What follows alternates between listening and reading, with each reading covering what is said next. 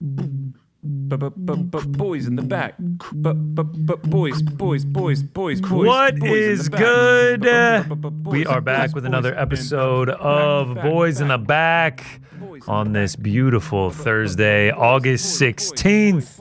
I am 1/3 of the Boys in the Back in my Canada 70s, 80s jersey, something like that, in honor of UFC Vancouver. Joined alongside me, as always, the man, the myth.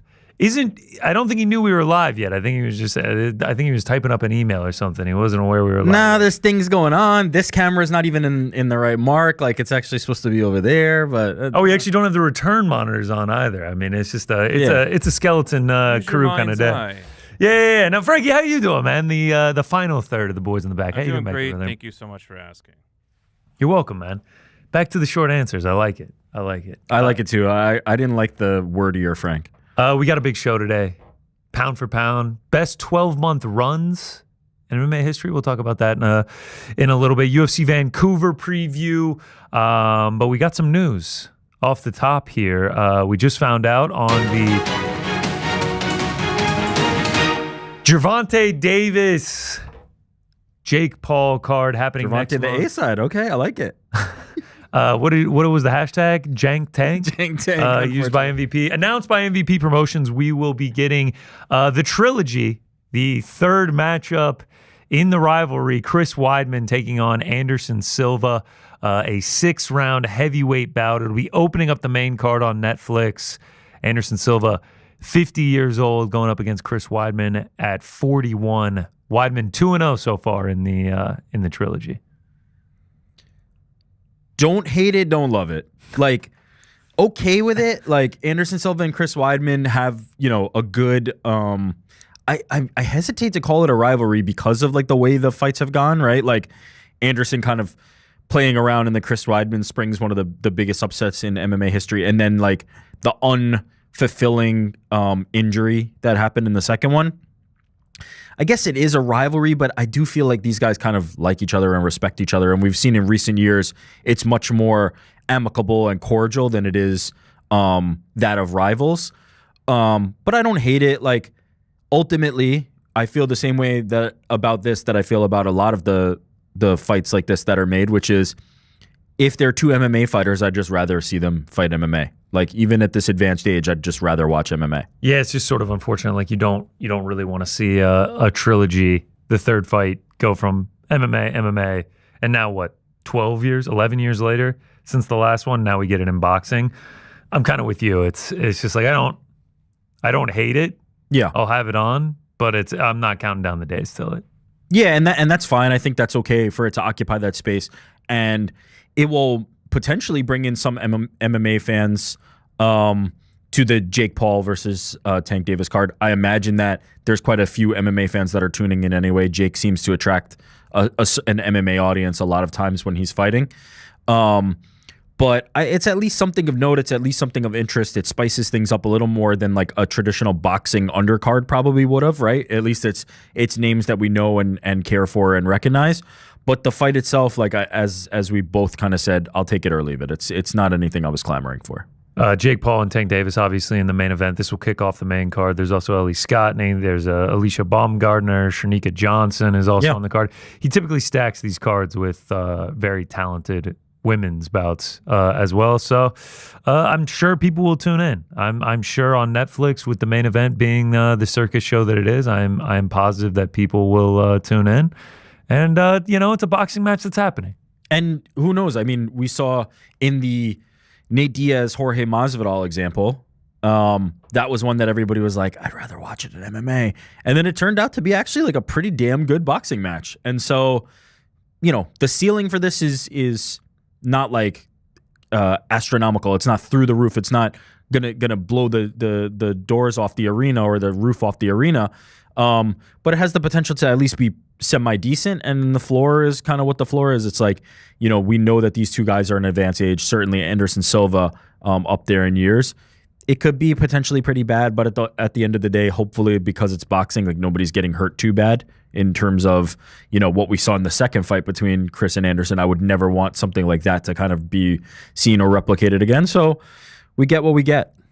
Could we potentially see Chris Weidman earn a fight against Jake Paul if he beats Anderson Silva? I don't think so. I don't think so either. I think Jake has graduated from those type of fights. I mean, he's fighting, look, I've made my position on the fight between Tank and Jake pretty clear. I've made my stance on who I think is going to win pretty clear. But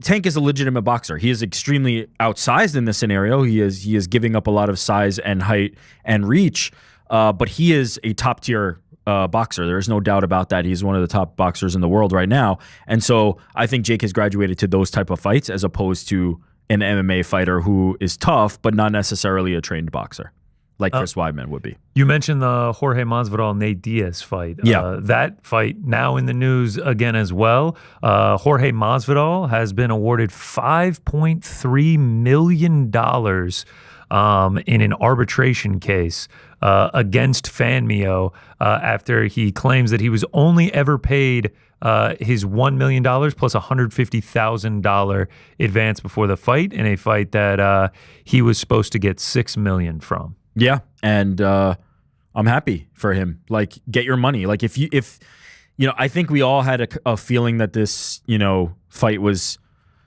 like that they were making an exorbitant amount of money to be able to put this on, and the fact that Nate Diaz was showing up for press conferences and things like that, the bag had to be fat. And so I'm happy that they're being held to account that if they promise these guys a certain amount of money, that they're going to have to pay it out. Because in the reporting, the article that I read was from MMAfighting.com. In that reporting, it says that Nate Diaz is also en route to getting somewhere in the range of $6 million as well. It says that a separate arbitrator overseeing the case also awarded Diaz a $6 million award, along with an additional $500,000 penalty against Fanmio founder Solomon Engel, who was found personally liable, as well as attorney fees and interest. But prior to that, it says Diaz specifically singled out Engel and allegedly saying he allegedly agreed him to pay him a sum of $10 million for the fight against Masvidal. And the lawsuit alleges that Fanmio agreed to pay Diaz $1 million up front with an additional $9 million payment due after the fight. Yeah. And so if he gets 6 of the 10, I mean, still pretty good payday, but I'd like to see him held accountable for the entire sum, if I'm being honest. Yeah, bad day to be Solomon Engel. Yeah. You got to pay the fighters what you agreed to pay them. Yeah. It's when you put it that way, it's quite humorous. But I wonder what his liquid cash looks like. I wonder what his assets look like. It did have the air of feeling like this was not necessarily something that was going to sell super well on pay-per-view.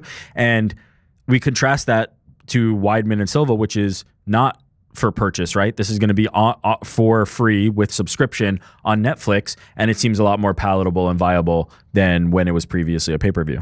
Yeah, I also imagine that Chris Weidman and Anderson Silva will have are not getting their paychecks. I think they will be paid. I don't know if it will be in the range of $10 million. I don't think it's quite in that range, but I imagine they'll get their money from MVP. I have no worries about that.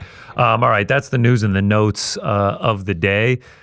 Merab Dvalishvili, yes, earlier this week, actually sitting right there, got his fight announcement for UFC 323. He will be in a rematch against Petr Yan, headlining in Las Vegas to close out the ESPN pay-per-view era, which led us to kind of start thinking about if Merab Dvalishvili wins this fight, he will have gone 4-0 in the calendar year of 2025.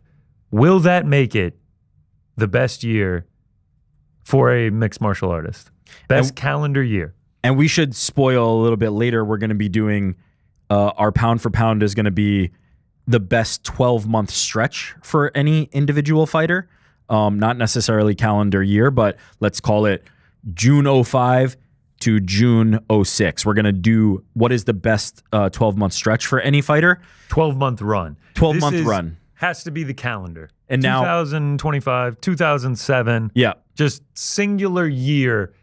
Is Merab Dvalishvili with a win over Petr Yan, is that the best calendar year in MMA history? Yeah. In doing the research for the pound for pound, I obviously looked up some of the calendar years, and I just don't see anything that touches it. Like, there have been some fantastic ones. Don't get me wrong. There have been some great ones, but 4 title defenses, and I would I would put up against it if somebody won a title and then defended 3 times. I'd consider that relatively equal, right? It doesn't necessarily have to be a defense. Capturing a title to me kind of counts, championship victories.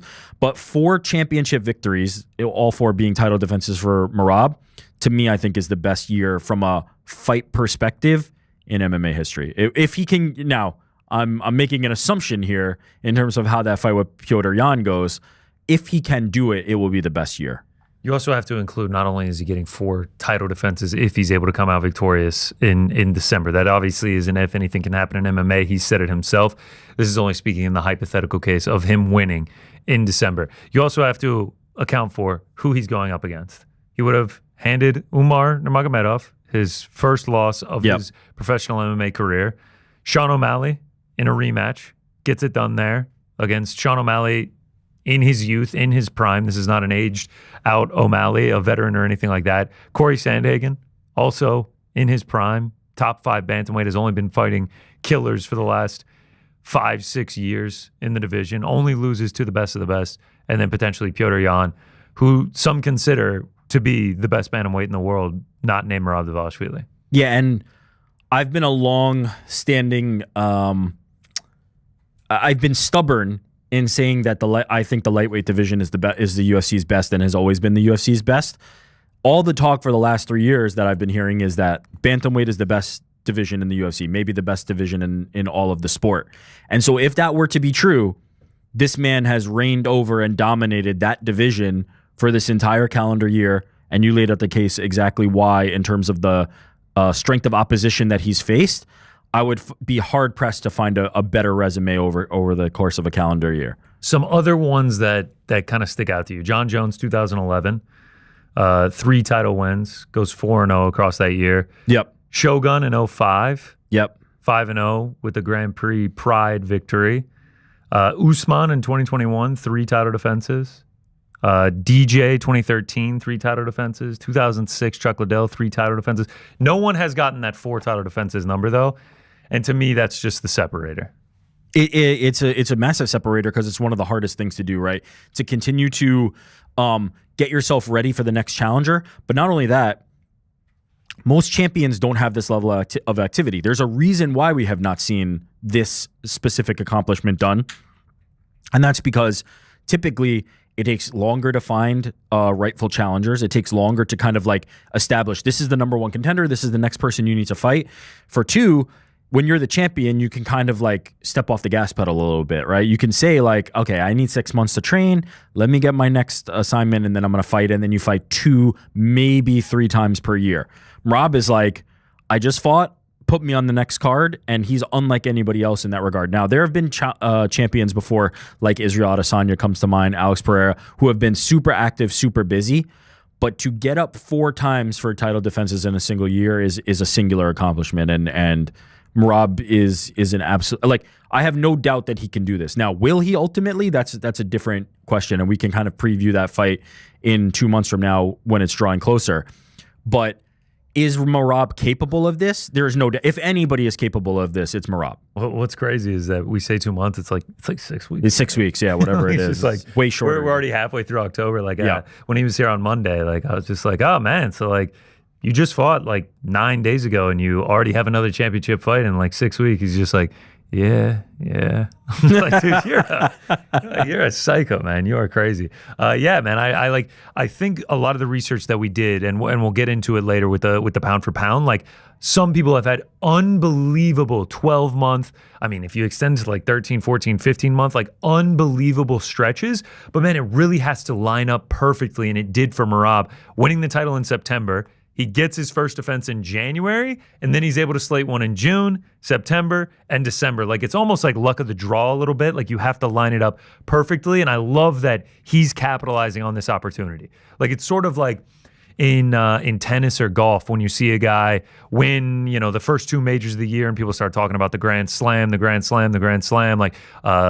Djokovic, for example, won the first 3 slams in 2021. He gets to the 4th one, makes it all the way to the final, and then like the pressure is there and he crumbles under the pressure, isn't able to get it done. The fact that Merab knows he has this opportunity at hand to get 4 title defenses in a year, and he's capitalizing on it, is incredible to see. It's fantastic for the sport, in my opinion. Yeah, and it's the type of thing that's like a factoid you can always throw out and will endear him with fans. It will definitely endear him with the UFC. We've recently heard Dana White kind of say, I was not like the biggest fan of Merab to start, and now I've come around. Like, you start to come around when a guy is the one who, hey, we have no pay-per-view headliner in December. Who can we call? First name up is Merab Dvalishvili, right? Like, there was a moment the last year before that where it was like, we need a headliner, Alex Pereira. Like, instant call. Like, the bat signal went up and the red phone rang. Now it feels like Merab's that guy, right? It feels like, hey, I'm willing to fight anytime, anywhere, any place. Doesn't matter. I've already beat Jan. So what? He's the number 1 contender. Next man up.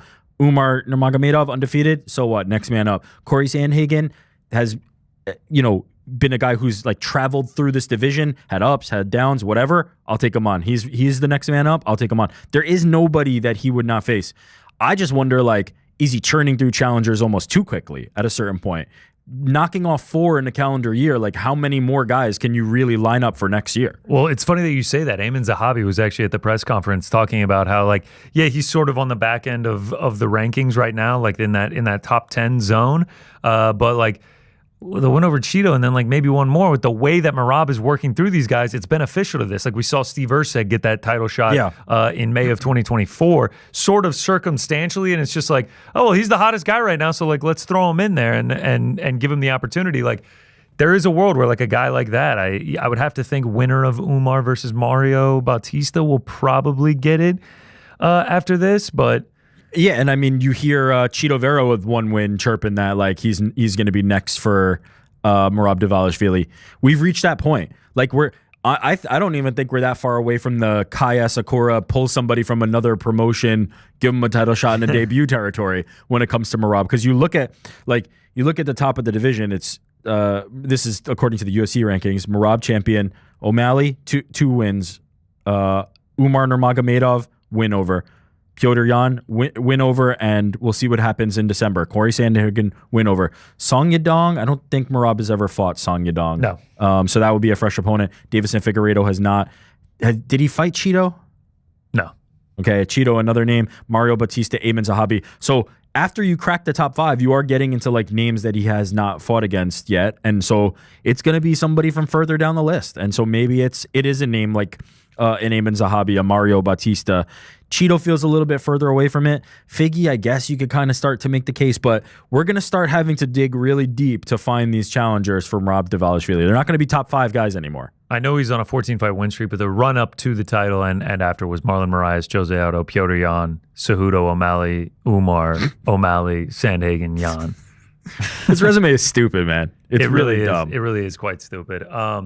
Yeah, I think I can say definitively like that this would be the best calendar year if he's able to pull this off. There's been some incredible ones, and we should note, right? Like, when you're talking about what people have done and the accomplishments and things like that, the most recent one that comes to mind is the year that Alex Pereira had, where he headlined UFC 300, UFC 303.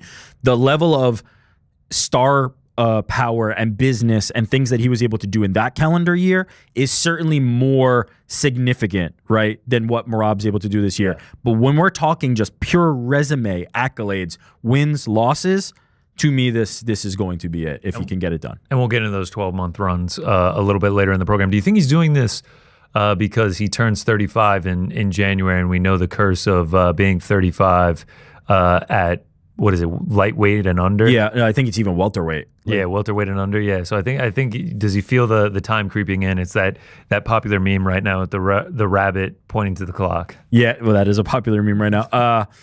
No, I think he's just bored. I think he's one of those guys that needs to fight, and if he's not fighting, he's probably bored. I honestly think, yeah, there could be boredom, but like I think he's just capitalizing on his talent and skill, and he knows that with the way that he talks about how like I could get beat any day. Like anyone can beat anyone in mixed martial arts. Like I understand that like anything can happen. I'm going to keep training to try and keep getting better and better. I think he knows that there's only a window of time that he's going to be the best in the world at this division. Like Father Time comes for everyone, and he's just capitalizing on it. It would make sense to do that, right? You want to get this while you're in your prime. You want to fight as much as possible. The reality, though, and the reason why we don't really see this that frequently is there's also the economic aspect of this, right? You want to make sure that you're fighting opponents that will sell on quote-unquote pay-per-view, or maybe in this next era that will bring you a bigger bonus for being able to beat them because it's going to be a higher watch number event on Paramount. I don't know what that kind of like pay structure is going to look like and whether that's going to vary for the champions from event to event, but you do want to kind of maximize your earning potential. And I think that that's something I mentioned Israel Adesanya earlier. I think Alex Pereira is definitely somebody who has thought about this.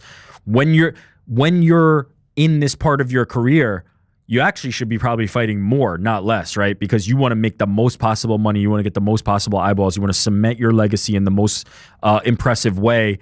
And Merab is doing that. I do wonder, as I said, though, like all of a sudden, if we're looking at Mario Batista or Ayman Zahabi versus Merab Dvalishvili, that feels more like a co-main event, right? You start to enter a territory where like, is your opponent going to have enough name value that they can headline a pay-per-view alongside you? Or all of a sudden, are you, because of what you've been able to do, because of the names you've been able to clear out, are you actually like almost relegating yourself to a co-main status? Can I just throw out something crazy? Just an idea that please. I had. UFC 323 taking place December. Yep. Co-main. Yep. Alexandre Pantoja versus Josh Van. Main event, Merab Dvalishvili versus Petr Yan. Both of them becoming long reigning champions. Any world, Pantoja wins, Merab wins, Pantoja jumps up to 135 and they fight each other. There's definitely a world. I do not want to see it at all. I think Merab... You want to see the long reigning. I want to see them both just continue to reign. I don't think it makes it any more... like, if... Let's say Pantoja... I'm assuming that you're saying Pantoja comes up, right? As opposed to Merab potentially. I don't know if Merab could even make 125. I think with the way that he talked on Helwani show about how hard weight cuts are, I don't think he's going to 125. If Dillashaw God, he needed some help there. If Pantoja were to come up and lose to Merab and then go back down, I don't think it helps. I don't think it helps the status, the legendary status that he's achieving, the legacy, the reign that he's putting together at flyweight, especially when you're kind of starting to like at least enter striking range of Demetrius Johnson, right? You want to at least kind of like be somewhere in the neighborhood of and be in the territory of. I know it's crazy. Shouting. Yeah. DJ! He's at the end of the block. You want to continue that as opposed to kind of like halting that momentum. Also, just quite frankly, like stylistically, I don't think that's a great fight for Pantoja. I just think Merab's going to be too big and the style is going to be too hard to deal with for him. I would much rather see them remain apart. But there is a reality, as I kind of like made the case for myself, that feels like a main event, whereas Ayman Zahabi, Mario Batista, even Davis and Figueiredo, I'm starting to feel that feels like co-main territory to me as opposed to main. And so I wonder what you do in terms of the problem that you're going to have in finding both of those guys' opponents. And if you do try to solve it by giving them each other, there is some logic to that. I would just prefer not to see it. UFC feeding us well with these last few pay-per-views in the ESPN era. UFC 321, obviously Tom Aspinall in the main event. A lot of good fights there in Abu Dhabi. UFC 322 at MSG is absolutely stacked to the gills. And then 323 in December. Merab versus Yan, Pantoja versus Josh Van, Macy Barber versus Karini Silva, Henry Cejudo, Peyton Talbot, Jan Blachowicz going against Bogdan Guskov. You got Fair Ziam versus Nazim Sadikov, Brandon Moreno, Tatsuro Taira. Terrence McKinney taking on Chris Duncan. That's like guaranteed violence. Yeah. Grant Dawson, Manuel Torres, Marvin Vittori, Bruno Ferreira. These last few pay-per-views in the ESPN era are not bad. 322 is crazy. 322 is nuts. Yeah, that feels like the card of the year at the moment on paper. We'll see how it ultimately plays out. Peyton Talbot beats Henry Cejudo. Title shot? Why not? I don't know. He's number 10. Yeah, I think it's... Let's chill. I think it's Bautista... Umar win. Marcus Buchecha? Who's the new Buchecha at bantamweight that they're going to bring in? I don't know. They look, Ayman Zahabi, Mario Batista, all those guys that I've kind of been talking around and we've been listing that are in that range, they're probably going to end up having to like fight each other, and then you're eliminating one option. It is going to be slim pickings for next year from Rob. What he did this year is going to be so impressive if he's able to get past Petr Yan. I don't think it's any secret. We're both predicting that Merab is able to win that fight. If he does, he set himself up for a tricky kind of 2026. That's ultimately where I think that will fall, because like the O'Malley thing seems like it's done, right? Yan would have now been 2. Umar, you could kind of, I think there's enough of a story there that you could kind of shoot Umar back into it. Corey just happened. It's really going to get tough to find Merab opposition in 2026. And there'll be no top in this 2025 if he's able to get it done. No. In December. That's 323. I think we're both in agreement. If he gets it done, this will be the best calendar year. One thing I don't hear, what about Merab going up? Oh, to 145. I mean, he talked about that with Ariel, with Volk. He was like, nah, I don't really want to do it. I would suspect that he wouldn't want to do it. Again, he's kind of like, he's perfect for bantamweight and his style. But when you come to the point where you're realizing maybe the opposition is not going to get me where I want from a status perspective, maybe that changes. Because I do think there are some big fights at 45 that could be had for him. It's all this combination of business and resume and legacy and all these things. Ultimately, I think Merab will be fine. I already have him as the bantamweight GOAT. I think this will all shake out decently for him, but things to consider heading into 2026. That's 323. 322, we mentioned it, but if you haven't seen it, main card, JDM, Islam Makhachev, Valentina Shevchenko, Wiley Zhang, Leon Edwards, Carlos Praches, Benil Dariush, PSD, Sean Brady, Michael Morales, featured bout Aaron Blanchfield, Tracy Cortez, by Sanger Susukayev also on the card, Bo Nickel also on the card. Absolutely stacked to the gills. We'll get to that later on in the year, though. Let's go to this weekend, UFC Vancouver. We're back in the Great White North, and we've got a big middleweight clash, not as big as it could have been. It should have been RDR versus Anthony Fluffy Hernandez. Potential title eliminator. You know, I really wanted we that saw one. Nasruddin Imavov. Like he didn't put on the greatest performance, but got the job done. Like this could have been a stamp the title ticket between RDR and Fluffy Hernandez. Alas, we end up with RDR and Brendan Allen filling in. Brendan Allen was on a 7-fight win streak. Now he finds himself winner of just one in his last 3. And RDR, man, you talk about 12-month runs. RDR looking to go 5-0 since he made his debut last year in November against GM3 would be unbelievable, and he's this close to a title shot. If it ain't this one, it's the next one. Yeah, you have to think that he's knocking on the door of it. I do think that a win over Fluffy would have stamped it, whereas a win over Brendan Allen, I don't know if it necessarily is. An emphatic win over Fluffy, I think he's getting it. He gets it. Yeah, I agree with that. And so it is a little bit of a letdown. I thought that was a fantastic fight. I was really looking forward to that. This is not a bad fight either, but I just don't think it has that same kind of oomph that a win over Fluffy would have had, or in Fluffy's case, a win over RDR. The chaos, the madness that is RDR versus just the absolute savage in Fluffy Hernandez. It's not the same thing, but I'm in agreement with you. I think it is I think it's going to be a good fight. Interested to see how it plays out. RDR, obviously with the nasty BJJ. Brendan Allen, a solid striker. Hasn't been finishing people as much as of late, a lot of decisions. So like I give the finishing upside to RDR, I give the striking to Brendan Allen, but like if they go to the mat, then I probably favor RDR. Then there's just the chaos factor, and I'm kind of like an RDR doubter into this point. Now I can't doubt him anymore. Like ultimately, I think I'm gonna go with RDR, but it's a solid scrap that could go many different routes. I'm going to commit the cardinal sin that I've replicated over and over and over and will continue to make over because I might be doing the same thing. I'm picking against RDR. Okay, all right. I was going to say my cardinal sin is picking against a guy, picking against a guy, picking against a guy. They win, they win. And then I'm like, all right, I'm done doubting this guy. I'm going to go with him. And then they lose. Yeah, you're making that mistake. Yes, I'm doing the other one. I'm doing the other one, which is like, okay, I don't believe in RDR in the way that I believe in Brendan Allen or would have believed in Fluffy against him. There is a point where I think this look, he has proven to be better than I thought he was going to be entering the UFC, but I still don't see like a finished product guy that I'm like, I know this guy can be a championship material fighter. Like if you put him in there with Hamzat right now, he's not beating Hamzat. I know, it's a fight and anything can happen. He's not beating Hamzat. There's not a chance. Quite frankly, I don't know if there's anybody who's beating Hamzat at this moment. Brendan Allen, to me, I think is a little more well-rounded than some of the past opposition. If, like, we've seen scrambles between Fluffy and Brendan Allen that, like, Brendan Allen was doing pretty decent in. If Brendan Allen is able to, like, execute the wrestling on the feet, I don't think it's a huge edge to Allen. Maybe if it's an edge, it's a minor edge in that clinch. Like we've seen some nasty Thai boxing from RDR so far in his UFC run. At range, though, I maybe give a minor edge to Brendan Allen.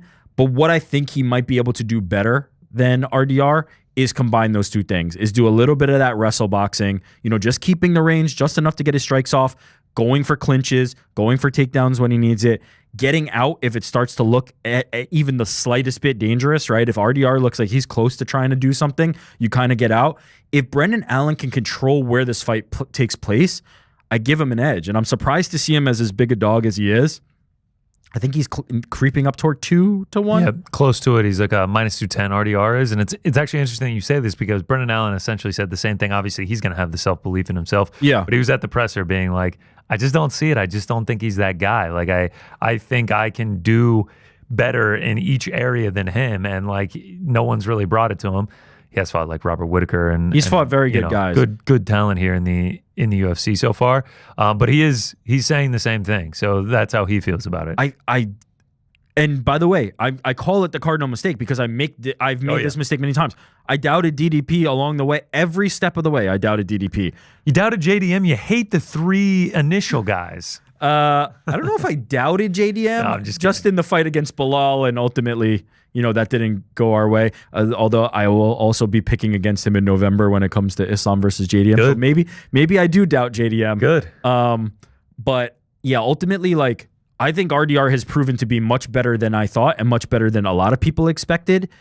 But I feel the way Brendan Allen feels, which is like, I've seen enough of Brendan Allen that when he's on and he's at his best, he's able to control where fights take place. And if he can do that against RDR, I think he will be the one controlling it, right? RDR's game is much more predicated on, like, there's a little bit of chaos. There's a little bit of moments where he has an opportunity to create, whether it be a scramble or whether it be in the clinch, and something that the opponent wasn't kind of like ready for, right? And if he can off balance, if he can offset Brendan Allen's rhythm, and it's actually Brendan who's kind of the one that's a little bit off the timing, I think it will start to snowball, and I actually think RDR will kind of like take over from that point. But if Brendan's on his game at the best versions of we've seen of Brendan Allen, if he can stay at range and box with him and then just mix in even shots, right? It doesn't have to be takedowns themselves. Even shots in the way that kind of Merab does, I think it's a winnable fight to the point that I'd actually even like favor him a little bit. All right, so we saw RDR get dropped against Whitaker. I mean, he was this close to getting finished. So like, it is possible for him to have these moments of weakness. Like, I think he just looked unbelievable against Bo Nickel. Like, he struggled against GM3 as well. So like, there is a world where this goes 5 rounds. Smoked Kevin Holland. Smoked Kevin Holland. Yeah, he looked great there. It's like when he looks like really good, he looks unbelievable. And like when he gets into competitive fights, like he does have like those bad moments where he gets dropped or he looks like he's struggling against GM3. I could see this being like a 48-47 either way. For sure. And I don't think it's like this is not me going out on a limb and being like, it's a foregone conclusion that Brendan Allen's going to win this fight and his path to victory is so clear. It could get dicey for Brendan Allen because I have concerns about him as well. I don't think Brendan Allen is like this guy that's a guaranteed championship level fighter. So I have concerns about his game as well. Ultimately, I think it's going to be who controls the pace, who controls the rhythm, who controls the timing. But I do think Brendan Allen is going to be the one to be able to do that at the moment. They've called you in the chat or the voicemails or super chats or something. They've called you Eric Ultimately Jackman. Did I just say it? You said it, and I noticed I said it earlier in this bit when I was making my prediction. Now you've got me saying the ultimately. I gave this gift to you. I think another thing I do is instead of agreement, I say agreeance, which they mean like exactly the same thing. One is just like they don't like you saying that. One is older. Oh yeah, people are always like, GC agreeance. It's so goddamn annoying. Whatever happened to Strickton? Remember when they called you out on that? Yeah, I did say Strickton. I get some tongue twisters in here. I mean, we sit here and talk for like 2.5, 3 hours. Like, tough. I'm bound to mess it up eventually. Let's say RDR wins. Yeah, title shot. Oh, you say no matter what. He has the thing right now. Like, don't waste the momentum. Don't waste the thing. Like, you have to strike when the iron's hot when it comes to the UFC. And I feel like he's a rare example of like, you just talked about his level of activity. This would be the 5th UFC win for him since his debut, right? This would be number 5? Yeah, 5-0 in 11 months. In 11 months. Like, take that opportunity and strike while the iron's hot because you don't know what's going to happen when you sit on the sidelines. He loses some of that momentum. It feels like RDR has the favor of the fans. The books have him as a huge favorite over a guy that if you had this fight as his debut in the UFC, he'd be a plus 300, 400 underdog. Like, take this opportunity that he has all this momentum now and just ride it. That's my feeling. This is a hot hand at the table. Just ride this opportunity and let him get a title shot. Obviously, he's been around longer, and like the 5-fight run is much more impressive. But technically, like Imavov would only be on a 5-fight win streak as well. Yeah, look, but Kyle Bahalio, Israel Adesanya, Brendan Allen, Jared Cannonier, and Roman Dolidze is a much harder 5. If we're gonna do the fake that does not exist, quote unquote, deserves, Imavov deserves a title shot. There's no doubt in my mind. Like, you can't make an argument against his resume.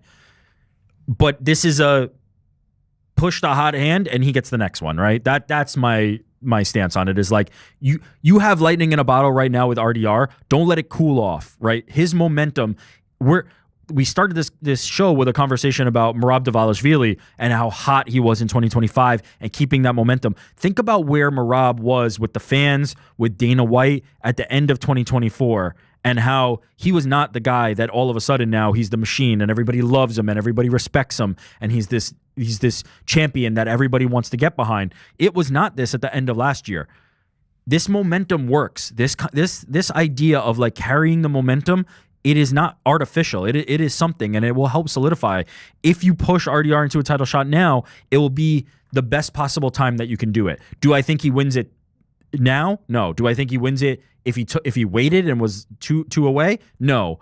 But ultimately, I think it will be better for the audience and for the appeal if you do it now while he's hot. I was going to say RDR versus DDP.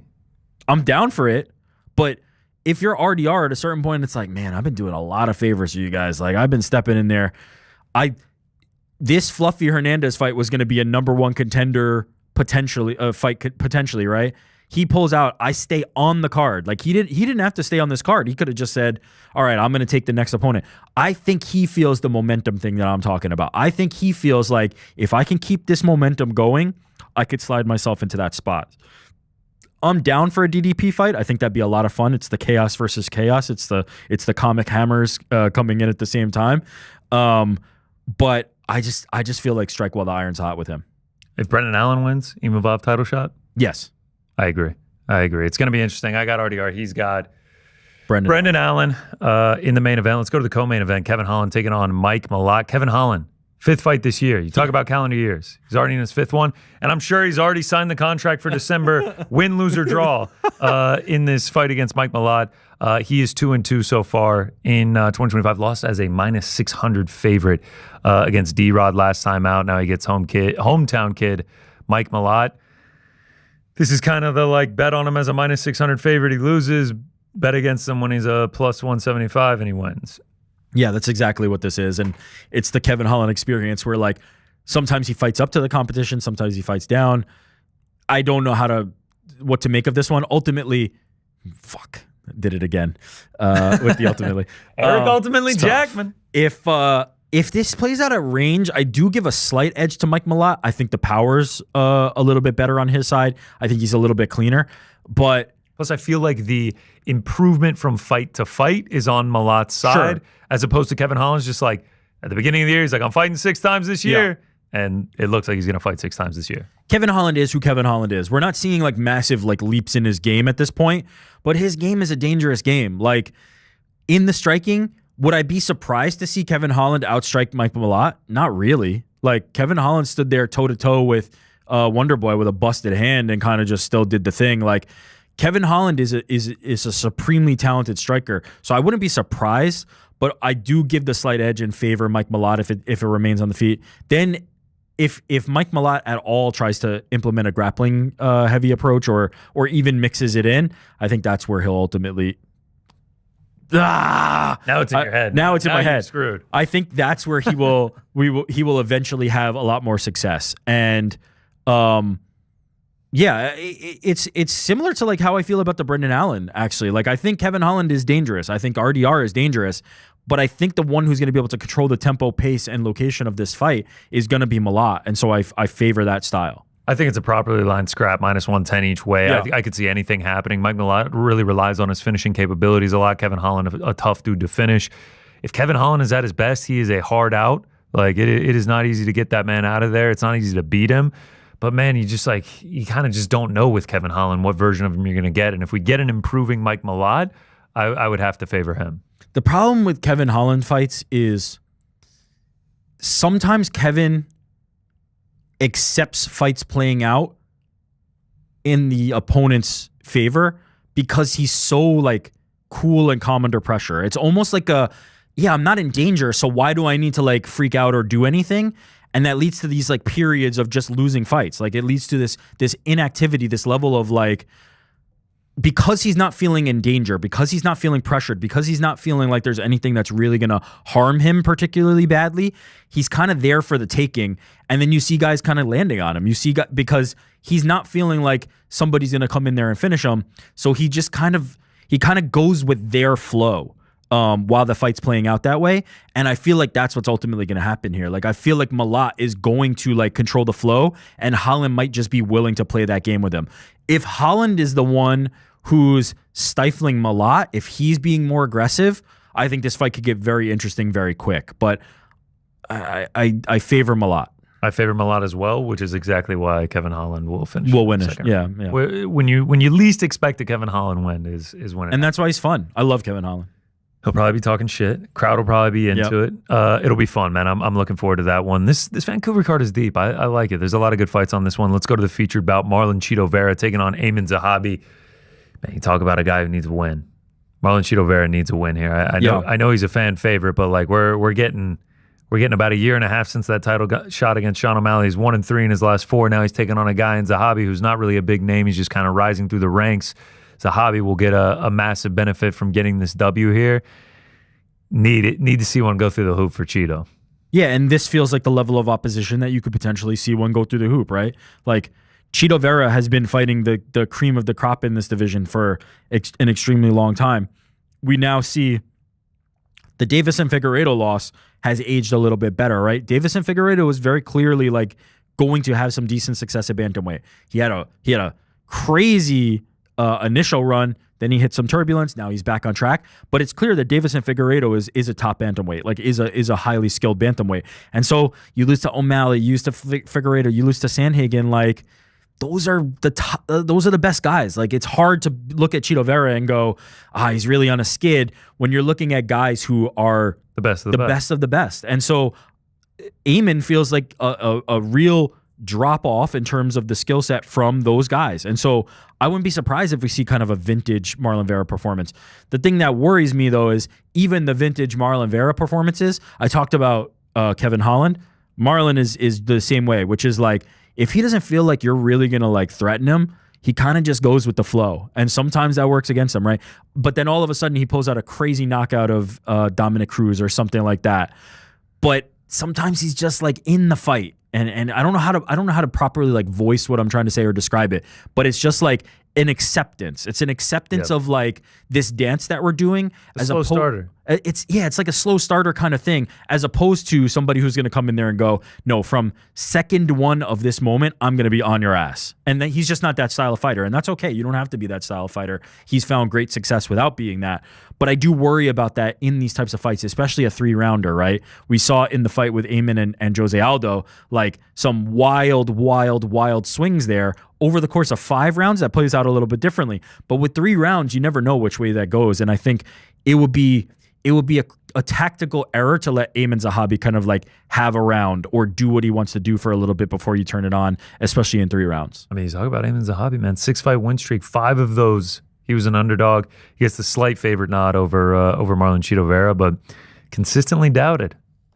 Yeah, it's been a fairy tale type of run. Yeah, I mean, I remember the fight that kicked this off was the not the Draco Rodriguez, the Ricky Tercios fight. Big dog going into that one. He was coming off Ricky Tercios coming off a tough and everything, and everyone was all in on him. And I remember when Zahabi beat him, I was like, oh damn. And then when he beat Javid Basharat, it was like, oh shit. Yeah. It's like plus 600 in that one. Gave him his first career loss.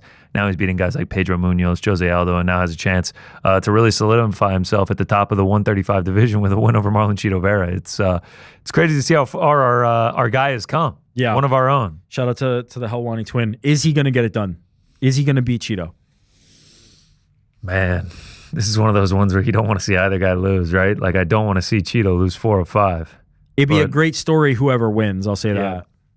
I'm going to side with Marlon Cheeto Vera to bounce back. I think so too. I lean Marlon here. I think he knows he needs it, and if he wants to at all kind of remain near the top of this division, you have to win. This is a winnable. That's what I'm fight saying. for you. But this is the one you got to win. You have to win it. Can't lose 4 or 5 in the last one. Beat Eamon Zahavi. No, all due respect to Eamon Zahavi. What the fuck is going on, bro? Cue that one. Get that one ready for when Cheeto wins. When Cheeto's in the octagon and Ariel enters it.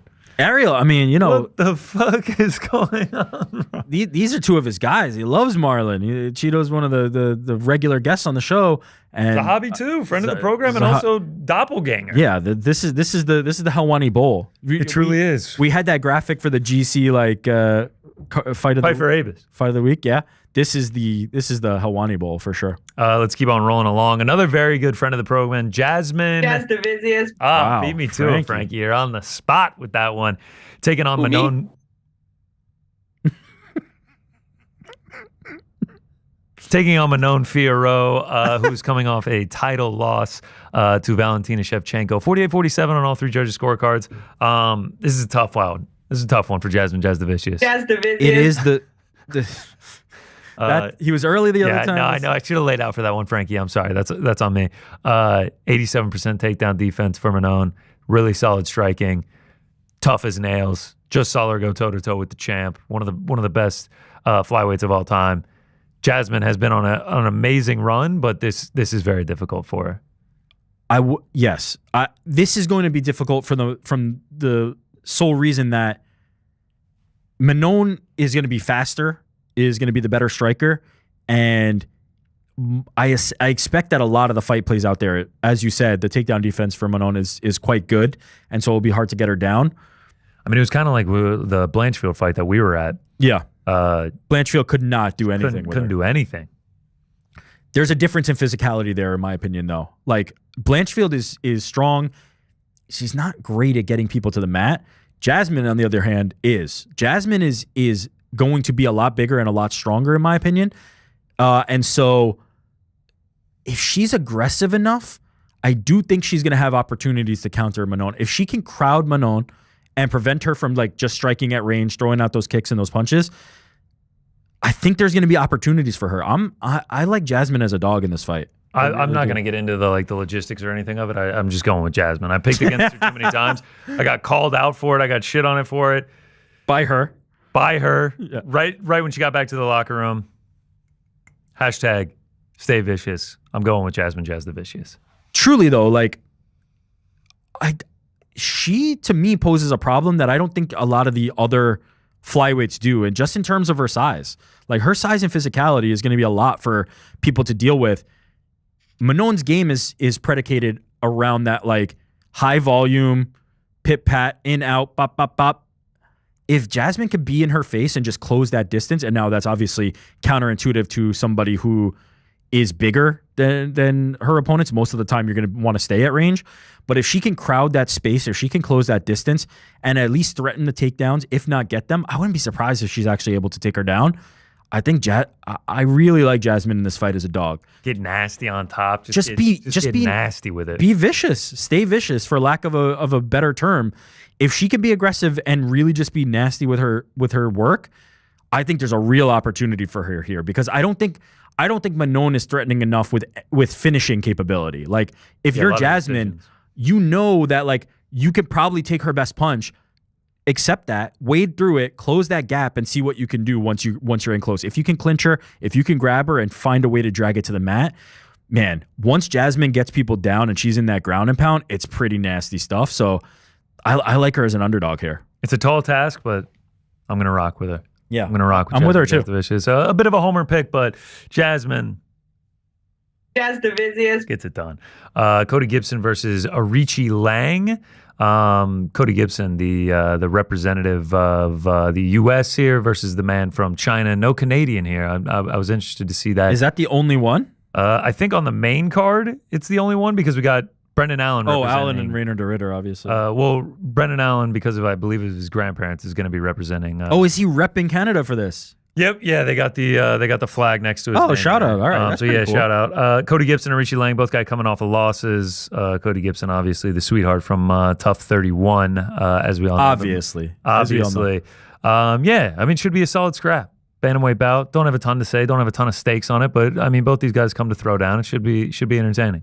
Yeah, I probably lean Cody on this one, but I don't feel super strong about it. Cody right now minus 170. Speaking of doppelgangers, kicking off the main card in a proper scrap, my doppelganger, Kyle Nelson. He's now my official UFC doppelganger because we got Guram making his debut in ACA in a couple weeks, taking on the steamroller, Matt Frivola. Should be a fantastic bout. Kyle Nelson coming off of, believe, knockout victory, or did he lose to Steve Garcia? Lost to Steve Garcia, Bill Algeo at that Atlantic City card that we were at. I'm telling you, man, they put a lot of these fighters on the same cards. Like, you've got Manon Fiorot on this card. You've got Kyle Nelson on this card. RDR we saw at Des Moines. Like, I'm telling you, it's like the cards we go to, they like try and stack them all together. It's something weird. Kyle Nelson with a nasty knockout of Bill Algeo at that card, though, and then a knockout loss. Steamroller, 7 in a row have not gone to a decision for him. So I think they're going to put on a fun fight. Yeah, I had to look it up because I didn't remember the last time we had seen Frivola, and it's been over a year now. There's Yam. Yeah, September 28, 2024. In Paris. In Paris, a nasty knee knockout. Yeah, I think if Frivola can just stuff the takedowns, I think he's going to be in pretty good shape. And yeah, he's kind of fallen in love with the striking, so I imagine that's what they do. And I think someone gets put out in this one. I think it's a good scrap, and someone gets finished. Yeah, I could see it, especially if later in the fight, like Nelson's kind of been struggling to get some takedowns, been trying, and Frivola's been able to stuff him. If it gets to those later rounds, then maybe I think Frivola has an opportunity to finish. He's obviously got 3-round power. He's got power in any moment of the fight. Ultimately, God damn it, if he stuffs the takedowns, I like Frivola here. I'm gonna go with my boy Doppelganger. All love to Matt Frivola. Great follow on MMA Twitter. But I'm gonna go with the Doppelganger, the man who's rocking the bald beard brand. I'm gonna go with Kyle Nelson. Featured scrap of the evening. Featured prelim, I should say. Charles Jourdain taking on Davy Grant. Dangerous Davy Grant, about to turn 40 years old, taking on the young and upcoming Charles Jourdain, who finds himself back in the win column after a 2-fight losing streak. As an underdog, I don't mind Davy Grant. I mean, we've seen Charles Jourdain get challenged in there, and Davy Grant is one to challenge people, especially in the striking. Davy Grant is like the ultimate gamer, man. He is the gamer of all gamers. Like that last fight against Blackshear. He showed his mettle. He showed his toughness against a guy who I think he was probably a big dog in that one, right? Against Blackshear. Yeah, I can tell you right now, he was a plus 285. Yeah, so that's the Davy Grant style. That's the Davy Grant story. He can withstand a lot of punishment, but also come those later rounds, he's going to be able to really like put it on you and get you out of there. I do like Charles Jourdain is one of those guys who, when he's on, I feel like he looks like he can be one of the best in the world, but there's too many moments where he's not. Davy is a little more consistent, right? Davy's a little more meat potatoes. You know what you're getting. Like, you're going to get a pretty consistent effort from him throughout the 3 rounds, and he's going to be in your face, and he's going to be trying to finish it. I think Charles Jourdain is going to win this fight if he's at his best, so I'll lean that way, but I wouldn't be surprised by another Davy Grant upset. It just feels like that's what he does. The last win for Charles Jourdain against Victor Henry kind of feels like Davy Grant, sort of like a cranked up version of Victor Henry. Obviously in his later stages of his career, but like he has still got that dog in him. He is always dangerous and always comes to scrap. I think either way, it's going to be a really fun fight. Agreed. There's a lot of those like that on here. Bruno Silva taking on main eventer Hyun-Sung Park. UFC Apex 106, 107. Yeah, what was that one supposed to be? He filled in against Tatsuro Taira. But who was Taira supposed to face? I'll tell you right now. This was back in August. It was supposed to be... Was it like Royval or... It was supposed to be... Amir Albazi. Amir Albazi, Albazi, right. yeah. Filled in for Albazi. So yeah, main eventer Hyun-Sung Park. UFC main eventer Hyun-Sung Park taking on middleweight Bruno Silva. he didn't look like completely out of place in that fight against Tyra. Now, certainly, look, as soon as it hit the mat, we knew where that fight was going to go as far as Tyra goes. But yeah, I don't know. I feel like he actually looked like in the brief moments that we got to see that fight against Tyra, I actually was pretty impressed with a guy stepping in on short notice. So I think he should be good enough to beat Silva. Bruno Silva on a 2-fight losing streak, but coming against Joshua Van and Manel Kopp, can you really blame the guy? Like that is the elite of the elite in this division. Yeah, am I misremembering this? What round did Tyra win in? Like the second round? Yeah, very early on in the second. Yeah, I think I remember being decently impressed by Park. Like you didn't go back and crunch the tape on UFC. Nah, I didn't go back to that one. Because for a guy who took this opportunity on short notice against a guy who is as good as Tyra, I think I came away going like, yeah, that guy could actually be a guy, I think. And so I'll back him. I think he'll beat Silva. Your guy, left hand two god, Danny Barlow. Shout out. Taking on Jordan Santos, one of the biggest favorites on the card, -300. If Danny Barlow can do what Danny Barlow does, should be a short night, you know? Coming off the loss to Sam Patterson, got knocked out. That was a fun one because it was just these two lanky-ass big dudes swinging. And Sam Patterson was on the right end of that, so shout out to him. But yeah, I think we'll see Danny Barlow do what Danny Barlow does. So I'm backing Danny on this one. A split versus Nikolai Veretennikov before that. You want to see him get back in the KO column. Yeah. I think he can do that here, but we'll see. We'll see. I'm not as confident as you. And okay. Left hand two god. Great nickname. One. Great nickname. Drew Dober taking on the short notice replacement against BSD earlier this year, Kyle Prepolek. That's right. Yeah, doing a favor for the Canadian, putting him on a home country card. Remember, Kyle Prepolek, like he didn't look that bad in the first round. Ends up getting finished in the second, but like he didn't look terrible. Drew Dober's getting a little old. Regardless, Drew Dober's a -500. Yeah, I will go with Drew Dober, but to your point, like in that first round, like I had a similar takeaway that I had with Park, where I was just like, okay, like Prepolek actually can fight. Like this is not just like a mercy killing. Like he's not just in there to be a body and we're just gonna walk through. But the best version of Dober is the guy who's slinging with the top lightweights in this division for as long as he has, and so I'm gonna lean there. But you talk about needing a win, man. Like Manuel Torres lost, John Silva lost, Renato Moicano lost, win against Ricky Glam, but then Matt Favola lost, and lots of knockout losses as well. We had for a guy that like used to have the ironclad chin. Yeah, we saw the nasty cut against John Silva where his like face was hanging up. Like he's 36, but he's got a lot of miles. He's got a lot of miles. It's been a hard road to this point. He should still be good enough to beat Prepolek, but I was like you, like feeling like Prepolek was better than I would have thought for a guy who was just stepping in there with no prep time.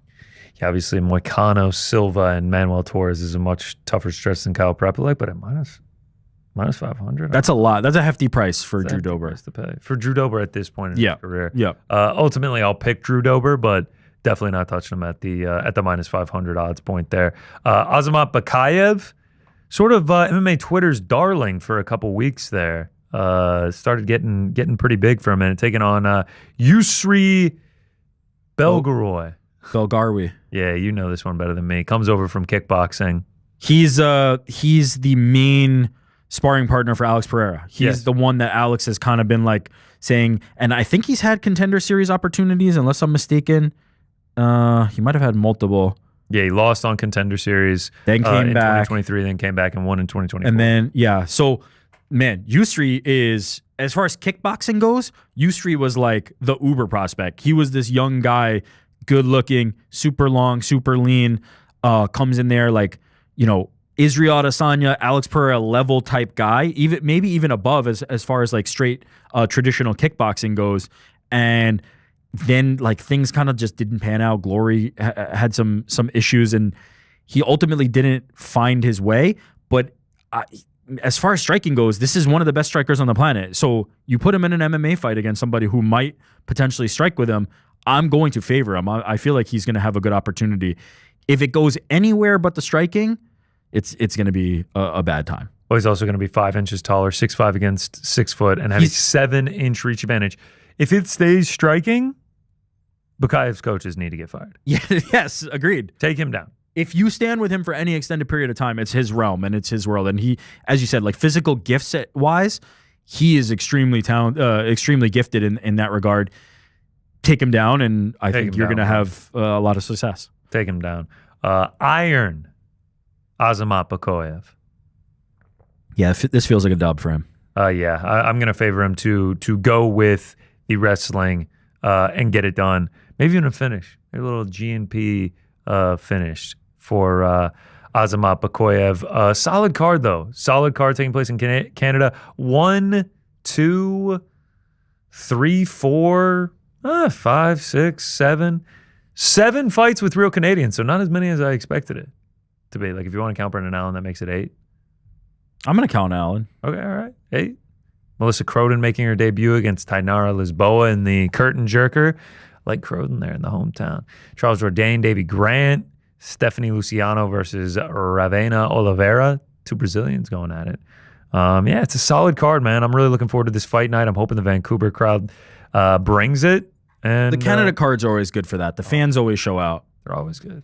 Oh, Canada. I feel like I just have shoulder pads on with this hockey jersey. That is UFC Vancouver. Another really big benefit to this one, like we saw last week with Brazil. I'm fighting a sneeze like hell right now. I think I won. Do it. No, you beat it? Yeah, I won the battle. It's all in the brain now? Oh yeah. It was really fighting me hard. I started watering there for a second.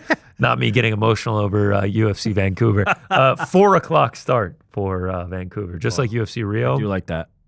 Yeah.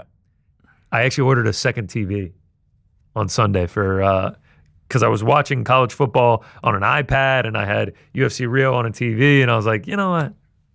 Just go ahead. Just go ahead and get a second TV. So debuting the second TV at the crib. Yeah, big baller Roku TV for like $110. Man, couldn't they push it up to like 1:00 though? That would be like Listen, ideal. man, it's in Vancouver, so they're on Pacific time. So like it is 1:00 for Vancouver. Just shove that in. Come on, 4:00. We're done by 10, man. It's not bad. It's not I'm bad. gonna be dual screening Georgia with a big game against Ole Miss this weekend. Number 4 in the country. So yeah. Yeah, there was a point last week when Charles is walking out. I'm like, whoa, it's early. Yeah, I got my night ahead of me. It's great. It's great. Keep that up. 4:00 fight night start. 8:00 pay-per-view main card start. That's the dream. That's what we're all fighting for out here. All right, that is UFC Vancouver. Great card this weekend. Going down in the Great White North. We will be back in just a moment with Parlay Pals bets, pound for pound, your voicemail, super chats. We're just getting started here. We'll be back in just a moment. Don't go anywhere. At any point, does it get overwhelming? Does it get to be too much? This is all about your life and your journey.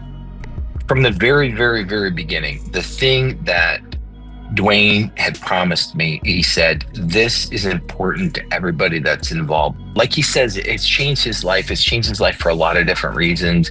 Everybody involved needed this film to come along when they needed to come along for a bunch of different reasons, including myself. UCLA isn't just a bad Big Ten team. They're a bad team, period. Last week, I was annoyed by the rap that Penn State was getting. But like, if you were somebody who took what I would have considered a premature punch at James Franklin's chin last week, swing away now, man. Yeah. Like, this is inexcusable. No, Meanwhile, Tim Skipper and Jerry Neuheisel, very happy for those guys, because after they lost Northwestern, it did not look like they were going to win a single game all season. And now you wonder.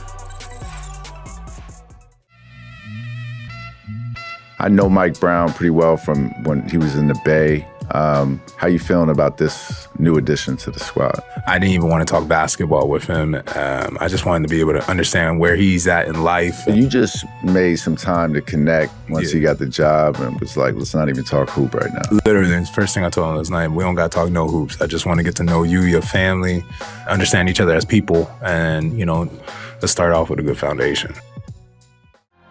I commit the crime of picking Florida to win the game. I was called a Texas hater, I think every hour on the hour, out of pocket. I got a clickbait pate dropped on me again. You can't just disagree with someone. You can't have a difference of opinion anymore. I was called a Tex-Ags bootlicker, and these people didn't show up today for, again, my crime of accurately predicting a Texas loss. How did no one else see this? We are back, and we come out of the break with some breaking news. Our boy, an official boy in the back, one Malcolm Wellmaker, unfortunately lost his opponent, Sergey City, dealing with an injury at UFC 322, just up the road at Madison Square Garden. The good news is it looks like he's going to stay on the card. He has a new opponent, Australia's Cody Haddon. Look at that graphics department. Jeez Louise. They work fast back there. No one works harder. Still on UFC 322 in New York City. Cody Haddon coming off the Contender Series, I believe, or has he has a win UFC over fight. Yeah, he has a win. I just looked this up. He had a win over Dan Argueta. Which is a decent win. A year ago this weekend. That being reported by Nolan King of MMA Junkie. He does a great job. Shout out to Nolan King. Haddon was supposed to fight Taporia's brother at 312. Oh, is that who? Okay, so that would make sense. Yeah, this just 8-1. I'm all right with it. Let's just keep getting Wellmaker fights, baby. I was gonna say this feels like just to keep Wellmaker on the card, which I think is a smart move. Yeah, man. You give him this big opportunity MSG card, and he comes out with a nasty highlight reel knockout. That's gonna be a best case scenario for you. People in the chat seem to be showing some love to Haddon. Said he had a good debut. Hell yeah. Yeah, Haddon's I mean, Argueta's a tough opponent. This is a way better fight. Tetro Boomin says it's a way better fight. Actually, a step up, says Matt MMA. There you go. People seem to think that this is a tougher out. So even better. I think if Wellmaker can look impressive here, the sky's the limit. Cody Haddon only lost to one Steve Erceg. Yeah, he's pretty good, Steve Erceg. Yeah, he's not bad. He's not bad. I'm still taking Wellmaker till the day that I die. Official boy in the back. The machine, the other machine.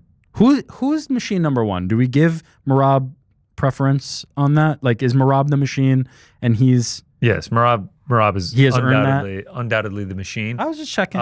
We love Malcolm over here. I saw Myron Santos got a fight too. Is there any concern of a boys in the back curse getting created? Nah. Montel Jackson, favorite. Who else? Spot for him. Just that. That's just the first one. Nah, Malcolm's gonna the domino to fall. Malcolm's gonna get one. Hope not. At won't get no more guests. Jordan Levitt. Nah, Jordan's never know. All right, let's do Parlay Pals. Losers again last week. Surprise, surprise. I believe that's 8 straight losses for the boys. How'd we blow it this time? 8 straight. Frankie blew it with the aforementioned honorary boy in the back, Montel Jackson. Oh, I got to sit this one out. I forgot about that. I did ask if you wanted a replacement. Got no response. You asked me? Yeah. What did I say? Who, me? You didn't say anything. I just don't think you saw the text message. It's all good. No worries. I would have taken Johnny. All good. Volter out, got to go Johnny. Oh, Johnny? I was like, who the fuck is Johnny? All right. I've already gotten Petey's pick. He's taking underdog Dangerous Davy Grant. Shit. Yeah, I gave him a hard push to take Phil DeFries, his guy, and he just said no. He said, that's against my ways. Don't want to go with KSW. Every once in a while, Petey does throw his pair on the table, and I respect it. Throwing his 30 million on the table for a kitchen scrap. That was a great moment from Monday. Yeah. Tuesday? Wednesday. I think that was yesterday. What? Yeah. No way. Yeah, if you missed yesterday's show, Petey went full on Irish, like, Yeah, he did. like really like stereotypical. Wait, like, that was yesterday? 30 million. Oh my God. 30 million for a kitchen scrap, eh? And he didn't even notice he did it. Like, it's just so natural for him. Is 30 the easiest word to say with an Irish accent? For sure. 30. The kitchen scrap. For a kitchen scrap. What even is that? What was he even referring Like to? a fight in the kitchen, like just some bullshit. All right, well, either way, his pick is Dangerous Davy Grant. Frank, you lead us off. I'll go second. Ricky, go. Perfect. I actually want for Vera and Zahavi to go over 2.5. Oh, okay. What? Yep. Why? Yeah, I'm asking why. I like the odds. Oh, okay. What are the odds? Minus 235, 375 as of right now. Thanks. Appreciate that. I'm just going to keep believing. I'm going to go against the grain of my own brain and go with RDR.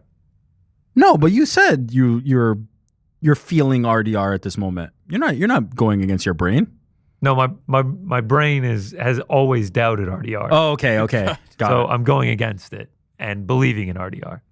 Yeah, I don't hate it. The price, a little bit. Should I have gone Jasmine? Oh, another dog? Yeah, We're just dogging it up?